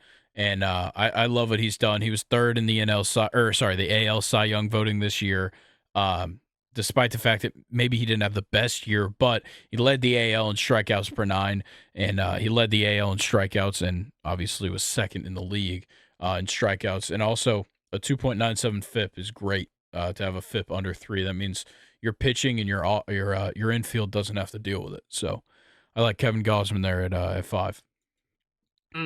That was the guy that I left off entirely. Wow. Yeah, third in the AL Cy Young voting. He's off the list. I kept moving him down my list when I was thinking of him.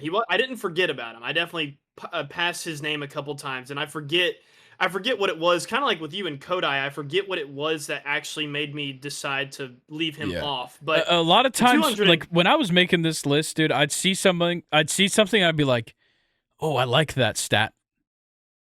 I should move this guy up because he's better than this guy at it." Exactly, but like that guy could have probably had a better ERA, more strikeouts, given up 0 home runs this season, and I still would have been like, I gotta like him.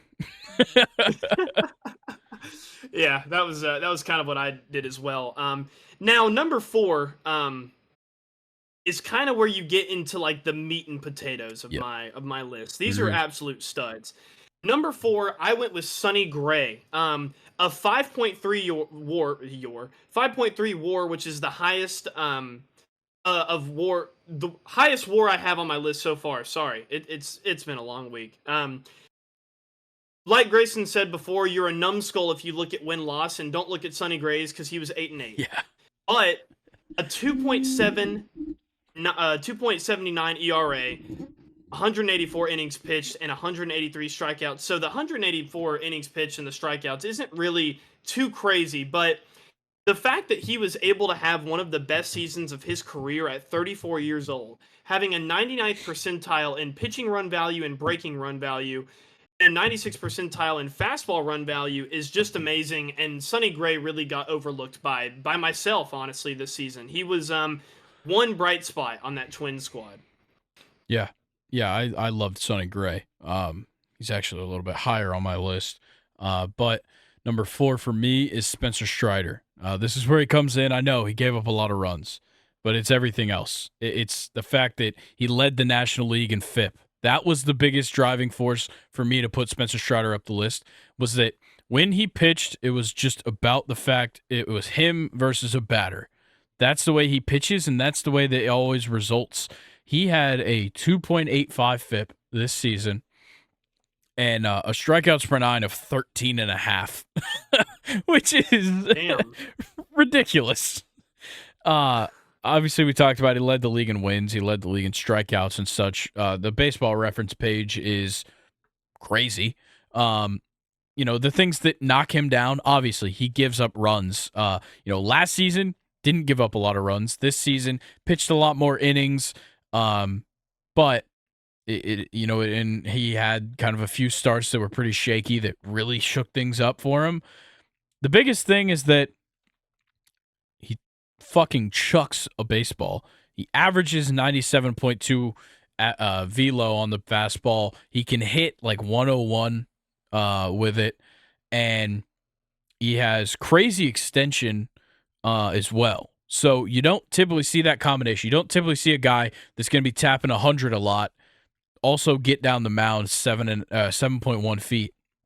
But he also throws the best slider in the league. I'm convinced. I think people forget the fact that Spencer Strider has one of the most filthy breaking balls in the league because he throws 100 and he strikes everybody out. But when you watch him, he uses that slider so well, and a big part of that aids to the fact that his chase rate, a 95th percentile chase rate, his whiff rate, the 98th percentile, and then his strikeout rate, the 99th percentile. It doesn't get better than this when you're talking about independently how a pitcher pitches in baseball. He's throwing straight at a batter. He's doing it how he needs it to be done, and it has made him elite. He's played, honestly, really 2 seasons. His first season, he pitched in 2 games in 2021, both of them in relief. And last year, he even played 11 games as a reliever before they moved him to a starting spot. This year was the first year where he was a bona fide starter from day one to the final, and he was amazing. I know he gave up some runs, and that certainly knocks him down a lot of people's lists, and I don't blame them for that, including you. But I think when you look at the upside, the fact that he was 4th in Cy Young voting in the National League, the fact that he was an All-Star, and just these ridiculous feats that he has achieved is the word I'm looking for. In this season, in this past season, put him way up the list. Also, doesn't walk people. Forgot to bring that part up. Yeah. Absolutely a dominant pitcher. One of my favorite ones to watch for sure is Spencer Strider. At number 3, I went with Logan Webb. He had a 5.5 WAR. Don't look at the win-loss. And honestly, an ERA 3.25 is not the best. But then 216 innings pitched. That's a pretty decent amount. It's 194 strikeouts. What was 216 the most? Yeah. Oh, okay. Well, yeah, that's pretty decent amount still. 194 strikeouts and a whip. Once again, just barely over 1. I actually have it right here. Led all MLB in innings pitched. Listen, I made this list on Monday. I haven't looked at Logan's Webb name in a long time. Led all qualified starters with a 62.1 ground ball rate. That was 99th percentile. 99th percentile in walk rate. 91st percentile in extension, 98th percentile in pitching run value. Logan Webb was just a very hard pitcher to get hits off this season in the league.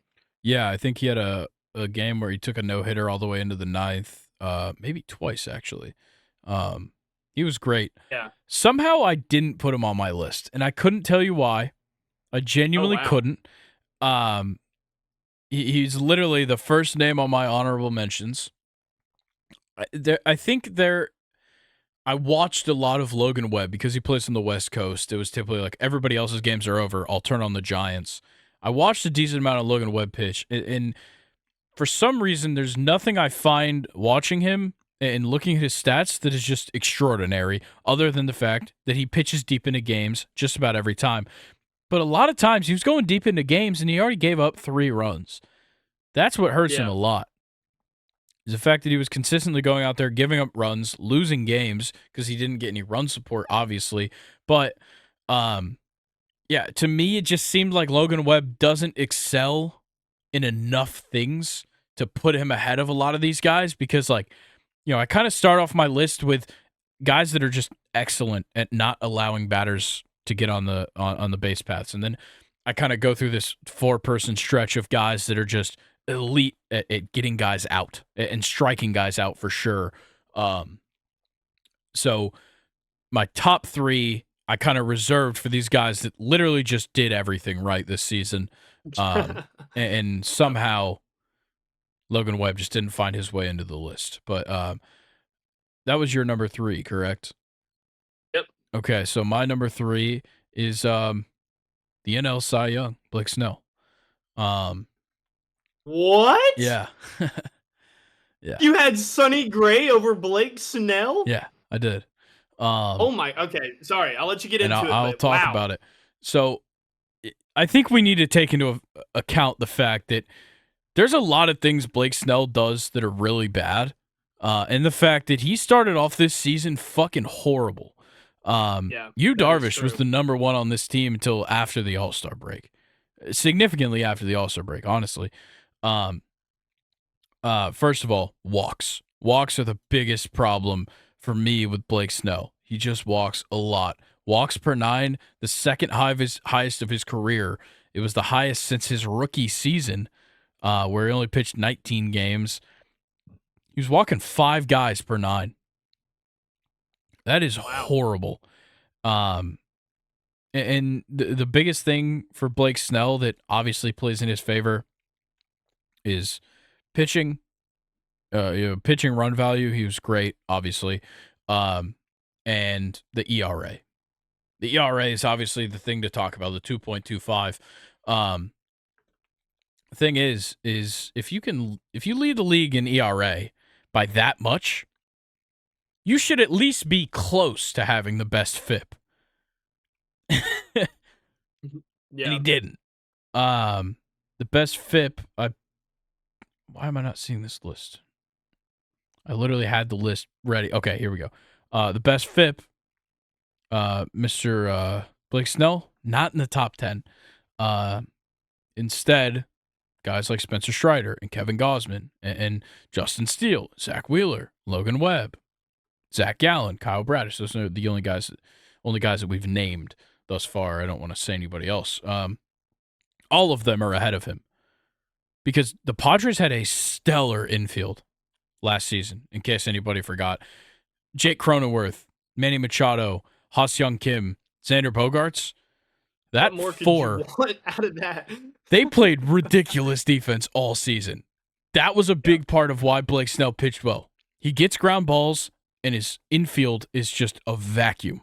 And that was a huge part of his success. He walked 99 batters this season. That's insanely high. He's never had a season where he walked more than 69 before this year. And he walked 99 batters. What the fuck happened to him this year? And yeah, now he's a 2-time Cy Young winner. And the ERA was Yeah. the driving force of it. But it's not even his best ERA season. This wasn't even his best season of his career. Because when he won that Cy Young in 2018, good God, was he insane.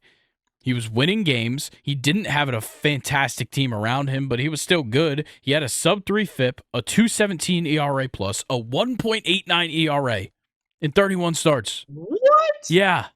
He had my statistically like a top pitching season ever. This season simply wasn't that good, but it was all blinded by that second half. And so that's why he drops down to 3, which, if you want to be top 3 pitcher in the MLB, ain't a bad place to be. That is very true. But there's also a reason very true. why there's teams that aren't paying him right now, and he's a free agent as a Cy Young. Yeah. And a lot of that has to go to the fact that maybe he's not going to be effective if he doesn't have this fantastic defense behind him, if he doesn't have this, amazing pitching staff to follow him up and everything.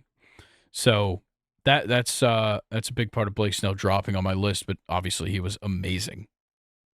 Yeah. Well, all right. I'm gonna just go ahead and get into it. I like the points that you made. You were very intuitive there with Blake Snell, but I had him at my number 2. Look, I mean, he was second in WAR, first in ERA, and third in strikeouts. 180 pitches, 234 strikeouts. His WHIP is pretty bad among my list. I will say that. I think he has the highest WHIP on my entire list. But 100th percentile in pitching run value and breaking run value. 99th percentile in off-speed run value, 98th percentile in whiff rate, and 94th percentile in K rate. So the only argument that I have for Blake Snell is personally with what I have just presented. I feel like all of the bad that he did is canceled out by the stats that he was able to finish with second half of the season. Kind But of, yes. I'll be the first to tell. What'd you say? I said kind of, yeah. Like I think you can outweigh a lot of the things that he did with some of his stats, but I think the ones that he struggles at are ones that if you're a top 1-2 pitcher in the league, that shouldn't be the case. Okay. Yeah, that's fair. But he's still very good though. Certainly. So like, yeah. And with that being said, I totally understand why a team wouldn't necessarily want to pay him because it is very awkward in the stats that he's really bad at. Like you mentioned, but he does a lot of things really, really well. So he made my number 2. All right. My number 2 is Sonny Gray. I loved what Sonny Gray did this year, and he's simply just a model of consistency. That's like the biggest thing. I talked about kind of earlier how I broke down my list. It was guys that don't let people on base, guys that strike people out and just get people off the base paths and whatever. And then the top guys are the guys that do everything well. Sonny Gray isn't amazing at anything, but he's great at everything. Yeah. And not a lot of guys can claim that. 99th percentile pitching run value, 96th percentile fastball run value, 99th percentile breaking run value. If you go to his Baseball Savant, you look at the pitching. The highest percentile of any of his stats is 77th, and it's ground ball rate. Yet, he had a 2.79 ERA in 32 starts. His team went to the playoffs because they won their division, and he was the ace for this team. Also, this one's crazy. He throws like 6 pitches, Yeah. which makes no sense. Like he throws a 4-seam, he throws a sweeper, he throws a curveball, he throws a sinker. Like if you go look at the StatCast pitch arsenal, he really has 7 pitches because he threw 3 what they call slow curves, which I'm not factoring in. I'm calling it 6 pitches. 4-seamer 27.2% of the time is the highest percentage. His pitch mix is elite, and he doesn't rely on anything. He literally doesn't rely on a single one of those pitches. It's crazy. Yeah. Like if you can go to the breakdown, you can see, how many times he threw a pitch, how many times he got. I'm trying to think. I'm trying to see if you can, put away percentage for these pitches, and 27% of the time the sweeper was the put away pitch. 19.5% of the time the put away pitch was the curveball. The cutter, 27%. Like it's this amazing plethora of pitches that he throws at such a high level that it makes it ridiculous. And it's also success. I know 8-8 is not successful. 2.79 ERA is successful. A 1.1 whip is successful. He doesn't get a lot of strikeouts, but he pitched a lot of innings. 184 innings pitched, and he had 183 strikeouts. He led the league in FIP. FIP is the biggest stat of mine when it comes to a starting pitcher. He led the league. 2.83. And I'm going to be honest, with the Twins, he doesn't have the best defensive infield either. No. So he had to pitch like that to be successful, and he did. He rose to the occasion, and he was fantastic. He came in second in the AL for Cy Young, and it's for obvious reasons because we're yet to name the guy that came in first. Yeah, what a segue. I love how you did that there. That was cool how you maneuvered that because I took Marcus Stroman. No, I'm just kidding. Garrett Cole, 7.4 WAR. Oh, man.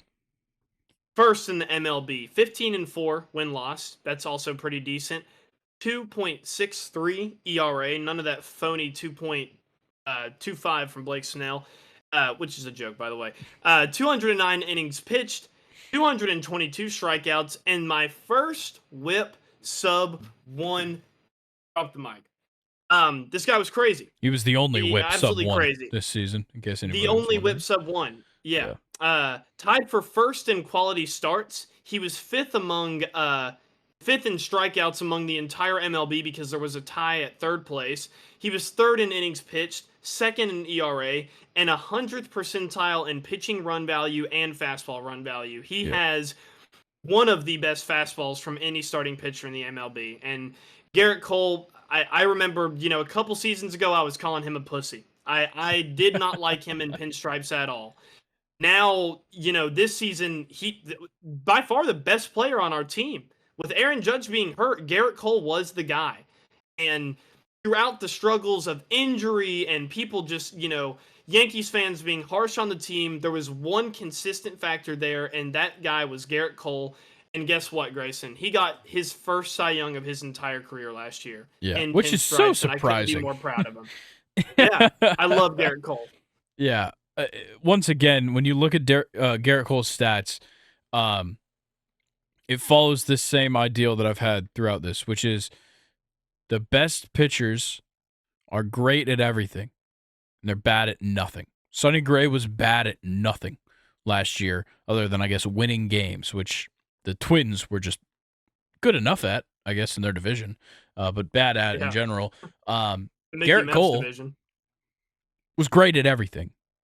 And it goes to show, like, it's insane. Once again, obviously it's a little more impressive numbers than what we saw from Sonny Gray, but nothing is horrible. Yeah, he doesn't give up a lot of ground balls. He doesn't have a great whiff percentage, but, like, nothing is the best. And that goes to show that it's, once again, consistency.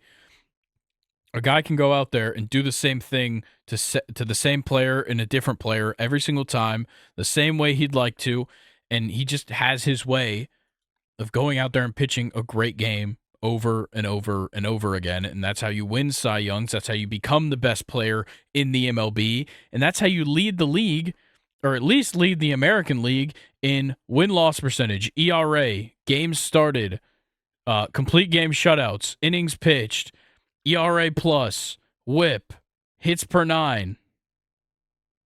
That's way too many stats to be leading in for anything. So, yeah, Garrett Cole was ridiculous. I'm glad he's here, honestly, because it's been a long time coming for him to be the Cy Young winner. Well said. All right, I'm going to start my honorable mentions. I have so many. Yeah, I forgot about the honorable mentions. Yeah, okay. Logan Webb, we already kind of talked about him. Zach Eflin, so close to making the list. He was amazing for the Rays. So shout out to Zach Eflin because he was so bad before he got to Tampa. Pablo Lopez was fantastic. Oh my God, 234 strikeouts. Yeah, Pablo Lopez was great. Kodai Senga, of course, we kind of talked about him. Framber Valdez, great year. Corbin Burns got a little bit looked over, mainly because he didn't play as many games. Now he's going to be on the Orioles. Luis Castillo was also fantastic.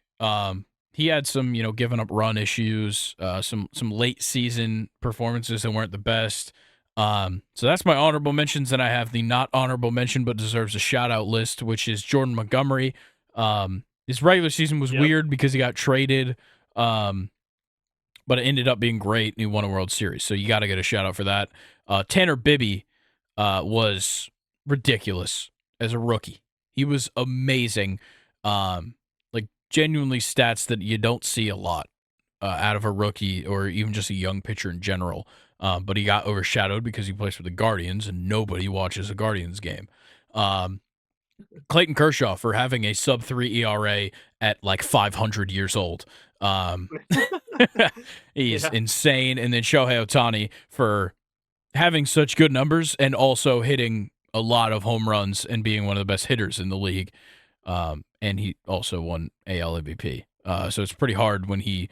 Honestly, if anybody else would have won AL MVP and had one innings pitched, they would have made this list. Shohei gets a little more respect because he actually started quite a few games.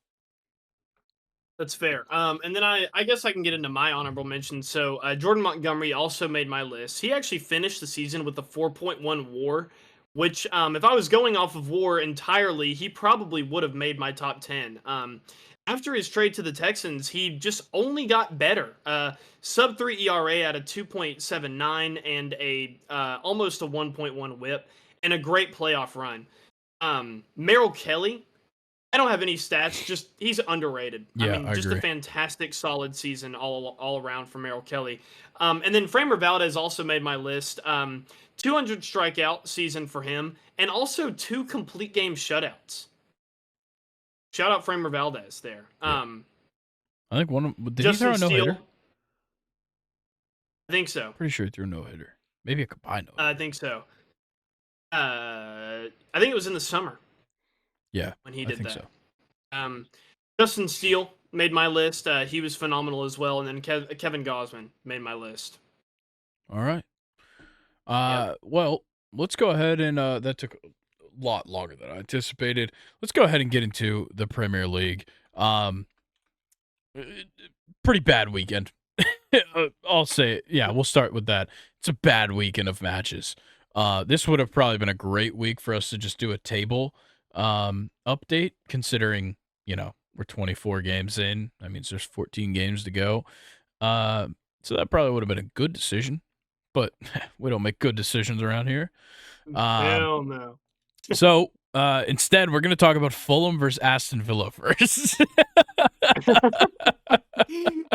That's a better idea. Yeah, way better than making good decisions. Decide to do that. I mean, shit. Look, Fulham Fulham haven't lost in 3 games. Exactly, and that's why I've included them on this list of matches. They're not in a bad spot. They're in 12th right now. And they certainly have the ability to move up. A win here and a loss for Wolves, which we'll talk about Wolves next. A win for Fulham, a loss for Wolves. All of a sudden, they find themselves in 11th. They're only 5 points back of Chelsea, 6 points back of Brighton. And honestly, look, there's 7 points at the moment out of 7th place. And a lot of moving can happen. There's 14 games to go. Like, you've got the potential to go out and get what? How many points would there be left? You got 14 times 3. That's 42 points that you could gain. Right? Yeah. Or am I dumb? No, 46. 46. What? No. Hold on. Do I not know simple math? 14. No, it's got to be That's not 40. It's simple, 42. dude. It's 42. All right, 42. Yeah, it's 42. 42. Jesus. I can't add 30 and 12? All right. Whatever. What I was saying, Fulham has a chance to actually move up the table. Will they? No. Fuck no. Duh. But they do play Aston Villa, who is in a position where they kind of need points if they want to stay in the race. Liverpool, Man City, Arsenal, all sitting in really good spots. They're all over 50. Man City and Arsenal at 52 points, Liverpool at 54 points. They all are kind of separating themselves, with Tottenham kind of falling behind at times and Aston Villa falling behind at times. Aston Villa needs a win here. They're coming off 2 straight losses in their last 2 matches. One of them, a brutal home loss to Manchester United. Shouldn't have lost that game. They should have gone out there and won that game against Manchester United. They didn't. Now they're going to have to play a Fulham team at Craven Cottage, which is a hard place to play. And they have to go out there and win because these are essential points at this point in the season. Yeah, and their loss before that was another brutal home loss to Chelsea in the FA Cup as well. So, just had to throw in, hey, everybody, my team won. But that was way to go, man. Enough of that. It only happens so often. It really only happens so often. But now to talk about the Premier League game, their last fixture against Manchester United, I was actually able to watch. as the 5.9 rating would say, Ollie Watkins has just been ineffective. Yeah. He's been good in the past, but here recently, they have not been getting goals from him like they need to be. And on the other side, Manchester United just looked all around better than Aston Villa did. And of course, Rasmus Højlund got that header goal kind of late in the game as well. And Aston Villa really had no sign. Well, they had a couple chances at the end of the game, but they just, didn't take them. Yeah. And then going to the other side, Fulham, like I said, they haven't won in their last, or no, they've won their last. Haven't lost is the word I'm Yes. looking for in their last They're three. Two draws, unbeaten. and then they're unbeaten. Two draws, and then they're coming off of a 3-1 win over Yeah. Bournemouth, where I mean, it looks like they just kind of dominated. I didn't really watch this game. 2 goals from Rodrigo Muñoz. So I'm going to go ahead and give a score prediction here because the baseball top 10 took a little bit of time. But so I'm going to go 2-1 Fulham. I'm going to ride the hot hand. Okay, yeah, I think Fulham is in a fantastic position right now. I like a lot of the players they have. I like how they have played as well. But for Aston Villa, it's just a matter of I trust these guys, and obviously some of the injuries are pretty bad. Buendia, Konsa, Duran, Tyrone Mings, Kamara, like these are guys that you want back in the squad. But I trust the guys that are there. I just don't trust them to win. I'm going to go with a 1-1 draw between these two teams. I trust the That's a fair defensive result. prowess of Aston Villa to at least keep them there. Let's get into our next game, though. Spurs versus Wolves. Kind of a similar matchup when it comes to what might happen here. They play on Saturday, same time, 10 a.m. And it's going to be interesting. Tottenham sits in 4th. Wolves sit in 11th. This is literally the same amount of separation between Fulham and Aston Villa. But Tottenham, I cannot, I can't quite put my finger on it with Tottenham. Are they good? Are they average? Are they great? Are they bad? I can't figure it out. I think it all relies on, is Heung-min Son in the lineup and how is he doing? Yeah. Yeah, fair. Oh my God. I just the got, thing with I'm sorry. The most amazing breaking news just happened. Rob Manfred will step down when his contract ends in 2029, which does mean still 5 years of torture. But that means he'll be gone, which is amazing. good. This is Hell yeah. a big day. Big day. Wow. So excited. Wow, that totally changed my mood. All right, yeah. If Heung-min Son plays well, Tottenham plays well. If Heung-min Son isn't in the lineup, I have much less confidence. I'll say that. Because they still have had wins, since James Madison's come back. You've seen some performances from Richarlison. But when Heung-min Son is in the lineup, it's much different. And they proved it against Brighton last week. That it's much different when you have goal scorers playing. Obviously, they didn't have Heung-min Son fully back, but he subbed in and got an assist, that won them the game. So it's a big deal to have Heung-min Son back on the team, back from Asia Cup. I think they're going to take this one. I don't trust the strength of Wolves. So my score prediction is 2-0 for Tottenham. I like that. To talk about Tottenham briefly, we saw them hit that really bad skid that kind of went from beginning of November to sort of the beginning of December this year. Really, ever since then, they have been able to kind of find themselves a little bit more consistency. It's not the same as it was before the loss to Chelsea, where they were undefeated and looked like they were unstoppable. But it's still better, and it's only going to get better as Heung-min Son works his way back into the lineup. They haven't lost in their last 3. You got a win over Brentford, a 3-2 win over Brentford, then a 2-2 draw with Everton, which is we can talk about that one a little bit, but and then a 2-1 win over Brighton. I don't like that draw versus Everton very much, but they're still going to be better than Wolverhampton. Obviously, Wolverhampton completely thrashed my team a couple weeks ago. Really, ever since then, that was kind of their last good standout performance. They've had a good FA Cup run.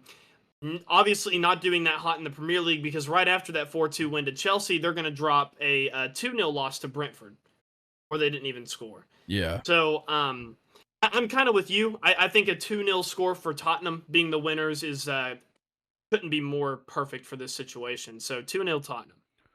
All right. Yeah. Let's get into the final game and the only one that I really care about this weekend. And that's Man City versus Chelsea. Man City. Oh god. I hate to break this one to you, Luke. They've won every single game since December 19th, when they defeated the Urawa Red Diamonds in the Club World Cup. Yeah, look, they don't lose. And if we want to go back to unbeatens, they haven't lost since December 6th against Aston Villa. Look, Man City is ridiculous. And now, in that span, Erling Haaland is healthy again, and Kevin De Bruyne has been lighting it up as he's come back to the field as well. Yeah, look, this is Man City takeover time. This is when they do it. This is when everybody's healthy, and they're like, oh, well, we should probably win some games. All right, yeah, let's win the next 50. And they just go out and do it. So, Look, Bernardo Silva, a little bit banged up. He might play, he might not. It might not matter. I do know that Josko Vardiol is hurt, and he's going to be out for the next couple of weeks. That does hurt them, but Nathan Ake is literally doing the exact same thing that Vardiol does on a daily basis. So it's not a huge deal. Look, Man City's going to throw out a lineup that will make you throw up if your team doesn't have that much money. And Chelsea's going to throw out a lineup that would make you throw up if you knew all the players that they could have had that if they weren't injured in that lineup. So, look, I want to trust Chelsea, and I want this to be the Cole Palmer revenge game. He might score a goal, but they're not going to win. I'm going to take Man City 3-1. Give me that Cole Palmer goal, though. Okay. Yeah, Chelsea are hitting a brick wall right now. I mean, Chelsea have won their last two, both 3-1 wins. One was the Aston Villa FA Cup win, and then the other one was a 3-1 win over Crystal Palace. But it's just 2 games is not enough for Chelsea fans of today to believe that this team has turned it around. And Manchester City are just through and through a much better team than Chelsea. The only thing that I can say is it feels like Erling Haaland just is not as good as he normally is this season. Yeah. But that's still, Chelsea need a lot more than that. And they're just not going to get it. Yeah, I don't have much to add. I know it's my team, but I mean, I think we're probably going to see a really good performance from Cole Palmer. I like how you brought that up. There's an extra meaning to this game for him. And I mean, Chelsea have played top talent well in the Premier League all season long. So I don't know. 2-2 draw. Okay. Fair enough. Yeah. Last time was a 4-4 draw. It's true, and it was exciting. Yeah. To say the least. Let's go ahead and just talk about the Champions League, though. I'm not too worried about talking about the rest of the matches because the fact that those were the 3 matches we talked about shows you there's not a lot of good ones this weekend. But we did have some good matches in the Champions League. The round of 16 is officially underway. On Tuesday, we had Man City 3, Copenhagen 1. You had a goal coming from Kevin De Bruyne in the 10th minute, Bernardo Silva in the 45th +1, and then Phil Foden in the 90th +2. For Copenhagen, Maatsen scored in the 34th minute. A fantastic performance by Phil Foden, Kevin De Bruyne, and Bernardo Silva. They really carried this team. Rodri also having a great game. Ederson, not his best game in goal, and Jack Grealish, a bum, which is what he's been all season. Honestly, he's not played well. Did he come in for Jeremy Doku in the 21st minute? Did Doku get hurt? Doku came in the 21st minute for Grealish. Okay. Gotcha. And then the only other substitution they made was Mateus Nunes for Bernardo Silva in the 78th. But look, if you thought that Copenhagen had a chance against Man City, despite it being in Copenhagen, you're sadly mistaken. And now Yeah, they're for going to sure. go to Manchester in 2 weeks, and they're probably just going to finish the job. Yeah. Step on the Uh, neck. but one team might have a harder job to finish when they bring it home. Leipzig 0, Real Madrid 1 at Red Bull Arena. This was I'll say it was bad for Real Madrid. And let's connect the dots here. No Jude Bellingham, bad performance for Real Madrid. That's Yeah. how it goes, ladies and gentlemen. Took a Brahim Diaz goal in the 84th minute that was ridiculous. He fucking Sick. fell over, gets back up, keeps moving. Honestly, you got to attribute that one also to bad defense by Leipzig. Somebody should have picked him up. He had the ball in the final third. Yeah. And just Yeah. nobody anywhere near him. But yeah, no Bellingham was a big part of this one. And he's probably going to miss the next matchup as well when it comes back to the Bernabeu, but I don't know. This is Leipzig has a chance to win, I think. The problem is you're going to the Bernabeu and you couldn't even score goals at home in the next matchup. Yeah. Well, Real Madrid has some very, very key injuries on their team. You have Definitely. Jude Bellingham, Rudiger, Militao, Courtois, Alaba, and Nacho. Yeah. That's a pretty ridiculous Bad. list there. So they went into a Champions League game against a very tough Bundesliga squad in Leipzig with a very tough fan atmosphere with, not their full team. And they're still going to win 1-0. But, let's not forget what it will probably happen once they take it to Spain. Yeah, and if those guys come back and are healthy, sure. I'm sure they'll look great. Yeah. But if they look like this, there is Schwamini. the chance for Leipzig to come back and get a victory or at least pressure them a bit. Let's their center back duo. I wanted to bring this up good. before we moved on. Their center back duo in this game was Nacho and Schwamini. Yeah. Interesting. Weird. Very weird. All right, let's talk about Wednesday's games. This was a big one, and I'd like to have a little bit of conversation about this result.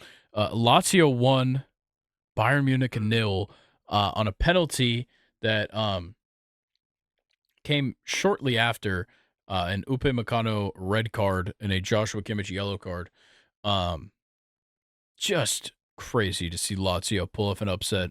Obviously, this one in Italy, but for Bayern Munich, I think this is a sign of the times, and a lot of it has to do with Thomas Tuchel. He's got to be gone at the end of this year. I know that they don't want to fire him just yet because we kind of talked about that during the transfer window, that they don't want to fire him yet, but he's just not good enough for them right now. With the talent across the field that they've got, like the fact that they have a back two of Upamecano and Kim, and honestly, their whole front six, the midfield and the attack is ridiculous. What they're fielding with Kimmich and Goretzka, Musiala, Thomas Muller, Leroy Sané, and Harry Kane up front. This is a team that should be successful. They should be first in the Bundesliga right now, but they're not, and they lost to Bayer Leverkusen last week, and they just lost to Lazio midweek. Like, you got to figure something out. Big time. It might be Bayern's first season without a trophy, and what feels like a very, very long time. And it really just all comes down to the fact that they signed Harry Kane. He brought the Tottenham with him, and now the team can't perform. Yeah. And it also doesn't help that Xabi Alonso's across the way from you. His team is tactically, maybe the best in the world. They might be right now. Yeah, I agree. Honestly, and it'll be a surprise to me if they don't win Europa League and Bundesliga and honestly the DFB Pokal. Yeah, they could win a treble. Yeah, definitely. Obviously, not treble with an asterisk. Yeah, it's not. You didn't win the Champions League. Yeah, but a treble nonetheless. But, it's still difficult. Those games are middle of the week. Certainly, your Bundesliga games are on the weekend. It's tough. It's a long season. And also the knockout stages are longer because they have a round of 32. You're right. Exactly. Yeah. And I think Bayern, looking into kind of analyzing this game, Ciro Immobile scored his penalty in the 69th minute, and before that, you didn't make any subs. So is a head coach or manager? Sorry, I'm in NFL mode. Is the manager of a team as powerful and as should carry themselves as such, like Bayern Munich, really just not going to make any fucking changes and take a 0-0 draw against Lazio in the Champions League just because you have that security? Oh, we're going to take them in Munich in the next leg. Well, now Yeah. you're down 1-0 and all the pressure's on you. And on top of all the pressure being on you in the Champions League, you're getting beat in the Bundesliga and you're out of the DFB Pokal already. So I'm not sensing the urgency in Thomas Tuchel, and I like how you brought it up that it's his problem because listen, Bayern is a team that I like. I respect Yeah. Bayern and the way that they have been able to not necessarily buy all these players, but they have been so consistent throughout my entire life, and I really truly believe they've done it the right way. All of that is in jeopardy right now. Definitely. I I don't know agree. why I'm getting so passionate over Bayern Munich, but it's frustrating when a team with this much power just is they're just not being aggressive enough. It's like they're not really trying hard enough, and it all starts with Tuchel. He needs to go. Yeah, I definitely agree. Um, I would be interested to see who they would replace him with, though. Um, there's Mourinho. yeah. Well, Jose Mourinho's name is connected to every single job in the world right now. Yeah, Um, that is true. He but could bag groceries at the Kroger down the road. For all yeah, I care. and I'd be like, holy shit, he's a mastermind. How the Yeah. fuck did he put that in that bag? But Oh all right, man. our final result from this past week: PSG 2, Real Sociedad 0. You had goals from Mbappe and Barcola. Um, I just yeah, man, it's work. They clocked in, clocked out. Well, say this one at the Parc des Princes, which is a Yeah, big deal. I But love I that. I like Real Sociedad. They played so bad, like so bad in this match. I caught the second half of this one, and yeah, they just looked bad, like really, really, really, really bad. Um, I hope they can bring it back to Spain and do something. I don't think they will. I definitely don't see them overcoming a 2-0 deficit when they bring it back. I think it's crazy that in February of this season for PSG, Ramos and Colomwani are on the bench. Didn't take long. And, No. and also, it's a midweek match. Maybe they're starting on the weekends. I'm not watching Liga soccer. Uh, Yeah, that's for sure. I actually did a couple weeks ago, only because PSG was the team that was playing. But Fair. they love this front three. This is kind of what I've been seeing from them. Like, And okay, let's be what really honest. makes Let's me be happy. honest. Randall Koulibaly, Mbappe, and Gonzalo Ramos are all strikers. That was the whole problem with this Yeah, whole thing, was that they were trying to yeah, force them to play positions that are just not the positions they're good at. Whereas Ousmane Dembele is a good right wing when he is healthy. And yeah. and I like Bradley Barcola. He's only 21 years old. He's a great up-and-coming young player. Marco Asensio can also play left wing and right wing. They have guys that can play those positions. Why force Randall Colomwani and Gonzalo Ramos onto the field? At this point, Gonzalo Ramos might not even get on the field at any point in the 90 minutes, but Randall Colomwani can make an impact off the bench. And I think for now, that's where he needs to be. I think for PSG, it was just the fact that Ramos and Colomwani were coming off of ridiculous seasons For before sure. this season, and they just Yeah. they just wanted to try to force him in there, and to your point, it didn't work out. But what I've really liked with PSG is Ousmane Dembele has had a complete resurgence of his entire career. Definitely. You saw him at Dortmund kicking everybody's ass, and then he makes like a really, really quick move to Barcelona and kind of becomes a meme over there. And now he's back at Dortmund playing, or back at PSG playing like nothing ever happened. And it's really cool to see him kind of break out again. Yeah. Because I was waiting on it for a Agreed. while. Let's look ahead real quick to next week's matches. We don't have to, give any kind of breakdown. These are just kind of the slate for next week. You've got Inter versus Atletico Madrid. You have PSV versus Dortmund. Oof, that's a brutal matchup. I don't know if I want to watch that at all. You have that's Porto versus terrible. Arsenal, and Napoli versus Barcelona. Any kind Ooh. of upset potential anywhere around there? Definitely Porto, for sure. I know Arsenal's been kicking ass, but Porto in the Champions League are just different. That's true. That's definitely Yeah. true. All right. Well, let's move on to, honestly, is it the best segment that we've done in in the history of this show? It's definitely the most fun I've It's had, gotta and it's be. consistent. I have so Yeah. much fun every time we do it. Well, it's questions time, Every time. if you couldn't already tell. And Nathan, I'm just gonna say this right now directly to you, as Luke does to answer your questions a lot. I'm not even gonna try and read whatever the fuck that means. In whatever language that is, I don't know.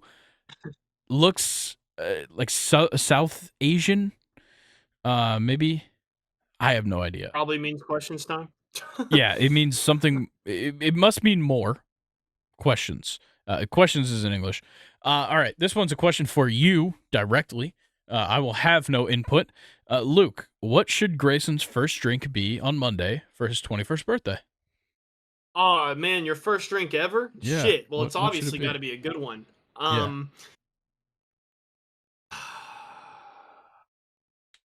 Hmm. I don't think there's anything wrong with a beer. Gotcha. Great for Any a first drink, any but recommendations? a beer recommendation? Yeah. Why not? A good starter beer. I would do any of the light ones. Got it. If you want an underrated one to try, do Corona Premier. Not a lot of people buy those, but they're okay. What was Modelo Glowing Oro review. as well? Yeah. Modelo Oro is another Okay. underrated solid light beer. But if you wanted to go with any of the name ones like Michelob or Corona, those are obviously going to be good choices. Not a big Miller Lite guy, but that seems to be the most popular one. Or you can just fuck it, do a bourbon. Birthday, Yeah. 21st. Look, we'll see. We'll see what happens. I'll probably be at the time that I take my first legal drink as a 21-year-old. I'll probably be editing the podcast on Sunday night. So, yeah. Yeah. Well, we'll see. I'll see what's in the house. I'll make a game time decision. Can I talk about my first alcohol drink? Yeah. What Like was it? my first drink that I was Please do. ever into? I was into White Claws. Yeah. And now I couldn't even bring myself to drink Yeah. any seltzer of I'm any a brand. sparkling water guy. Actually, I finished off this grapefruit bubbly right before we started Oh yeah. right before we started recording. I've been really big into the like sparkling waters. Because me and Nathan decided we're not doing soda. And I'm not doing sweet tea either. Oh. So I wow. literally it's just water. And so I've gone to the sparkling waters, which I already liked in the first place. I just didn't buy them all the time. Bubbly is amazing. I'm also, I like LaCroix. I like Polar is also a really good brand, but yeah, the bubblies have been where it's at. Awesome. But yeah, let's get to the next question. If the two of you ran 10 routes against each other, 10 wide receivers each and 10 cornerback each, who would have the most receptions and who would have the most interceptions? Nathan is the quarterback. Well, that's good because you have got. I mean, all Nathan would have to do is put it up there. No matter if Yeah. I'm faster than you or Yeah. not. I have height and physicality on you. I'm going to just say it right now. I think I have okay hands considering I'm not good at football. Yeah. So I would give you, if I was cornerback, I would give you a solid 6 or 7. Wow. Okay. Because the other side of that is, with Nathan having to put it up there for you, there's probably going to be a lot of throws that he may miss. That is true. That is true. Trying to throw it away from me. Okay. Now I mean, with me being a wide receiver, I would just have to try to separate. Yeah, I that's mean, the big really thing. it. Not You even could get just run near a you. post But every time. you could press me I and could. put me in my end zone if you wanted to. Yes. And that would So- certainly be my approach, in case you were wondering. Yeah. I don't know how I would have to get out of a press, but I would give myself about the same, like 6 or 7. There Okay. would probably be 4 times where I just get entirely pressed by you. I Okay, just so can't do I anything. think you're giving each of us and Nathan too much credit on both sides of the ball. I think it's more like I'd probably give up 4 and I'd probably catch 3 or 4. Okay. Interceptions That's wise, fair. I think I could get 1 interception max. I don't think I would get one. Okay.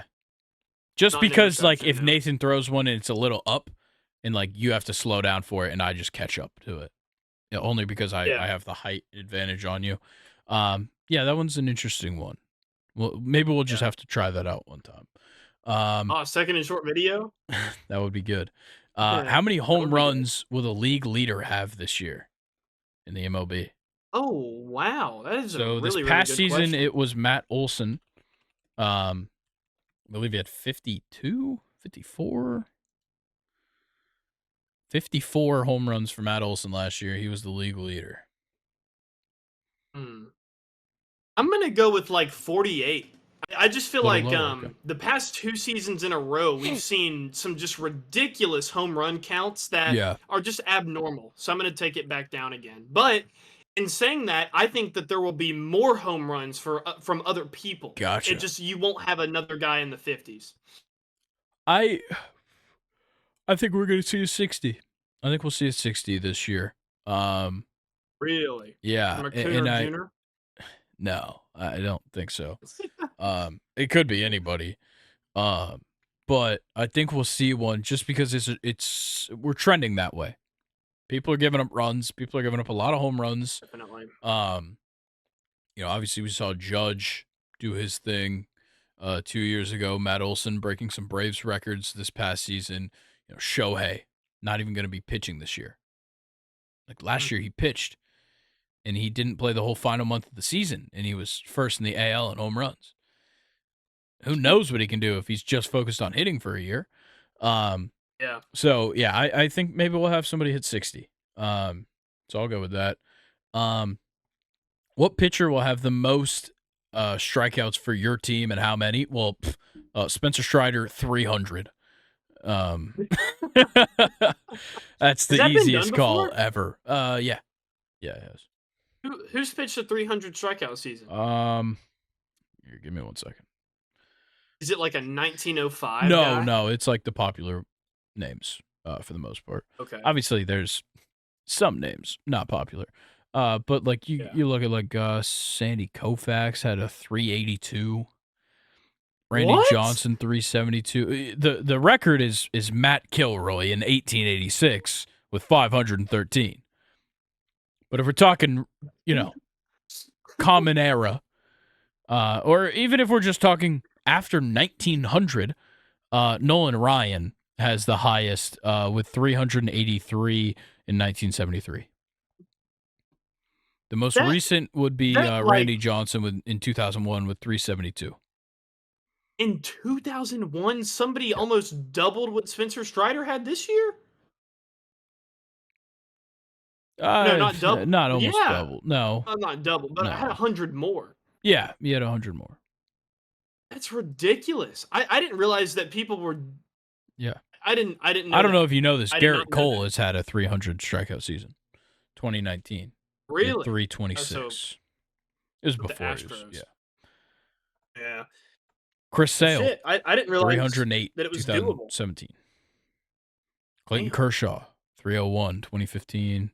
Max Scherzer, Justin Verlander both have thrown 300 on the dot. Yeah, Okay. whole lot of Well, 300s. So I think Strider will be the next.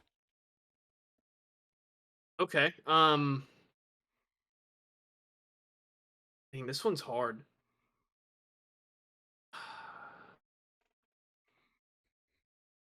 Really, I'm really thinking about this one. Okay. I feel like Garrett Cole is an obvious pick for you. Yeah, that's why I'm not taking Garrett Cole. Shit, I really don't know. Maybe like I can maybe assure you it's Kodak. not. Oh, I'm talking about for your team. Oh, definitely Garrett Cole. My bad. I thought we were talking about the Oh, whole yeah, the MLB. Yeah, question is for your obviously team. Garrett Cole. Sorry. Kodai I would be just ate a a lot good of take, time. though. Yeah, I mean, Kodai, like I brought up, had 160 innings pitched and still made it to 200. So Yeah. who knows if he can last longer in Yeah. games. All right, next So, question. Second to last, the penultimate question. Luke, what's your favorite color? And Grayson, what color do you think you see is your favorite? That was nice. How funny. wow. So Luke, what is your favorite color? It's just, you didn't have to read that, man. Nah, you could have just been Nope. like, Luke, what's your favorite color? Nah, I read that part. Oh my fucking god. Well, y'all are brothers, I guess. Yeah. I'm colorblind, So by the way, in case anybody was wondering. Yeah. We've addressed it multiple times, though. We have. Since I don't really have a favorite color, I really like the colorway of this Brooks hat, Okay. and I also like a Miami Vice looking colorway. Yeah. But as far as just one color, I really don't have one. Gotcha. I Really think do not mine have would just be red of all varieties. When it comes down to it, all of my teams wear red. That's the common factor between every single team I root for. They all wear red. So, Yeah. Braves, Falcons, Florida State, Hawks, all of them, other than Newcastle. But that's not a big deal. So, yeah, I'd probably go red. Second, navy blue. And if you're watching this on YouTube, you could probably tell because that's the two colors that are on the screen at all times and in everything for this podcast. So, yeah, I clearly have two favorite colors, and they're red and navy blue. Next thing, final question. Who was the last person you texted before the recording started? I believe it would be Mr. Luke Morozic. Yeah, mine. I think it was mine you. is either. I'm looking at it right now. It was you. For me, you texted me at 4:00. And we didn't start much after 4. Yeah, no, it was either you or my girlfriend, because I text my girlfriend on Snapchat, so it was either Gotcha. one of y'all two, but I think it was you. So it was each other. Look, Oh yeah, Grayson and I are perfect for each Yeah. other. we're He just won't soulmates. pull the trigger. What do you know? Before that, though, the last person I texted, well, it was a group chat of the guys that we all played disc golf. So Nathan and Colin are a part of that, as well as Adrian, Savi, Lucas. Y'all know what's up. Shout out. Yeah. What about you? What the last one before me? I guess would have been your girlfriend, or vice versa. She would have been the last one. Before you was my peer partner in my reporting 2 class. Nice. Hell yeah. Yeah. Scholar. Actually, she did an assignment. We called it the unicorn assignment, where she had to write about one unique thing about me after interviewing me.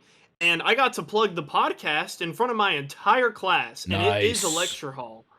So everybody knows about Second and Short. I mean, this episode will probably get 1.2 mil views on YouTube. So, I mean, yeah, I got to shout it out there. All right. Well, that's a fantastic note to end this podcast on for all of those listeners that are coming from Luke's, journalism lecture or whatever it was. Thank you for listening.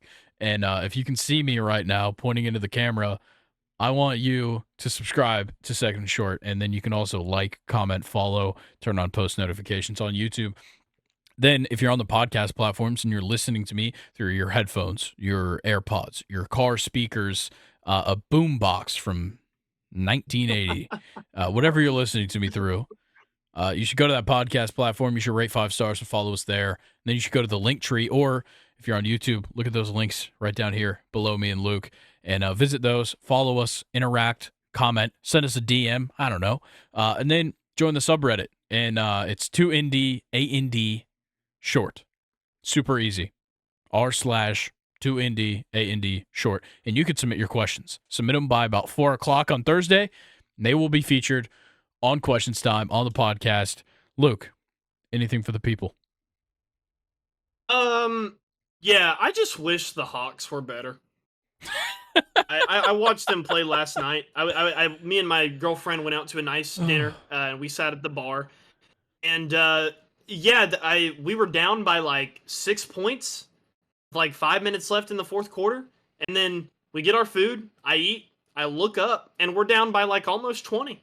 I'm just tired of it, man. I really am trying to keep up with the Hawks this year, and they are just incredibly frustrating to watch. Yeah, I It's gave up brutal. on them when we lost in the Eastern Conference Finals to the Bucks, which was 3 years ago. Yeah, don't even remind I've me given about up on that. Trae Young as well. Just saying. All right.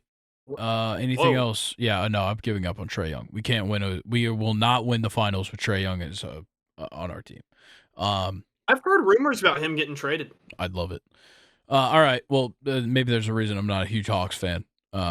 Maybe I don't know what I'm talking about, but I do know that there's no football this weekend. Unfortunately, first weekend of nothing, no football. There is, hockey and basketball and such that you can enjoy. And with that being said, me and Colin will see you on Monday. Luke will be back right where we sit once again next week for another episode. And I hope you guys enjoy your weekend. And we'll catch you guys on Monday. Peace.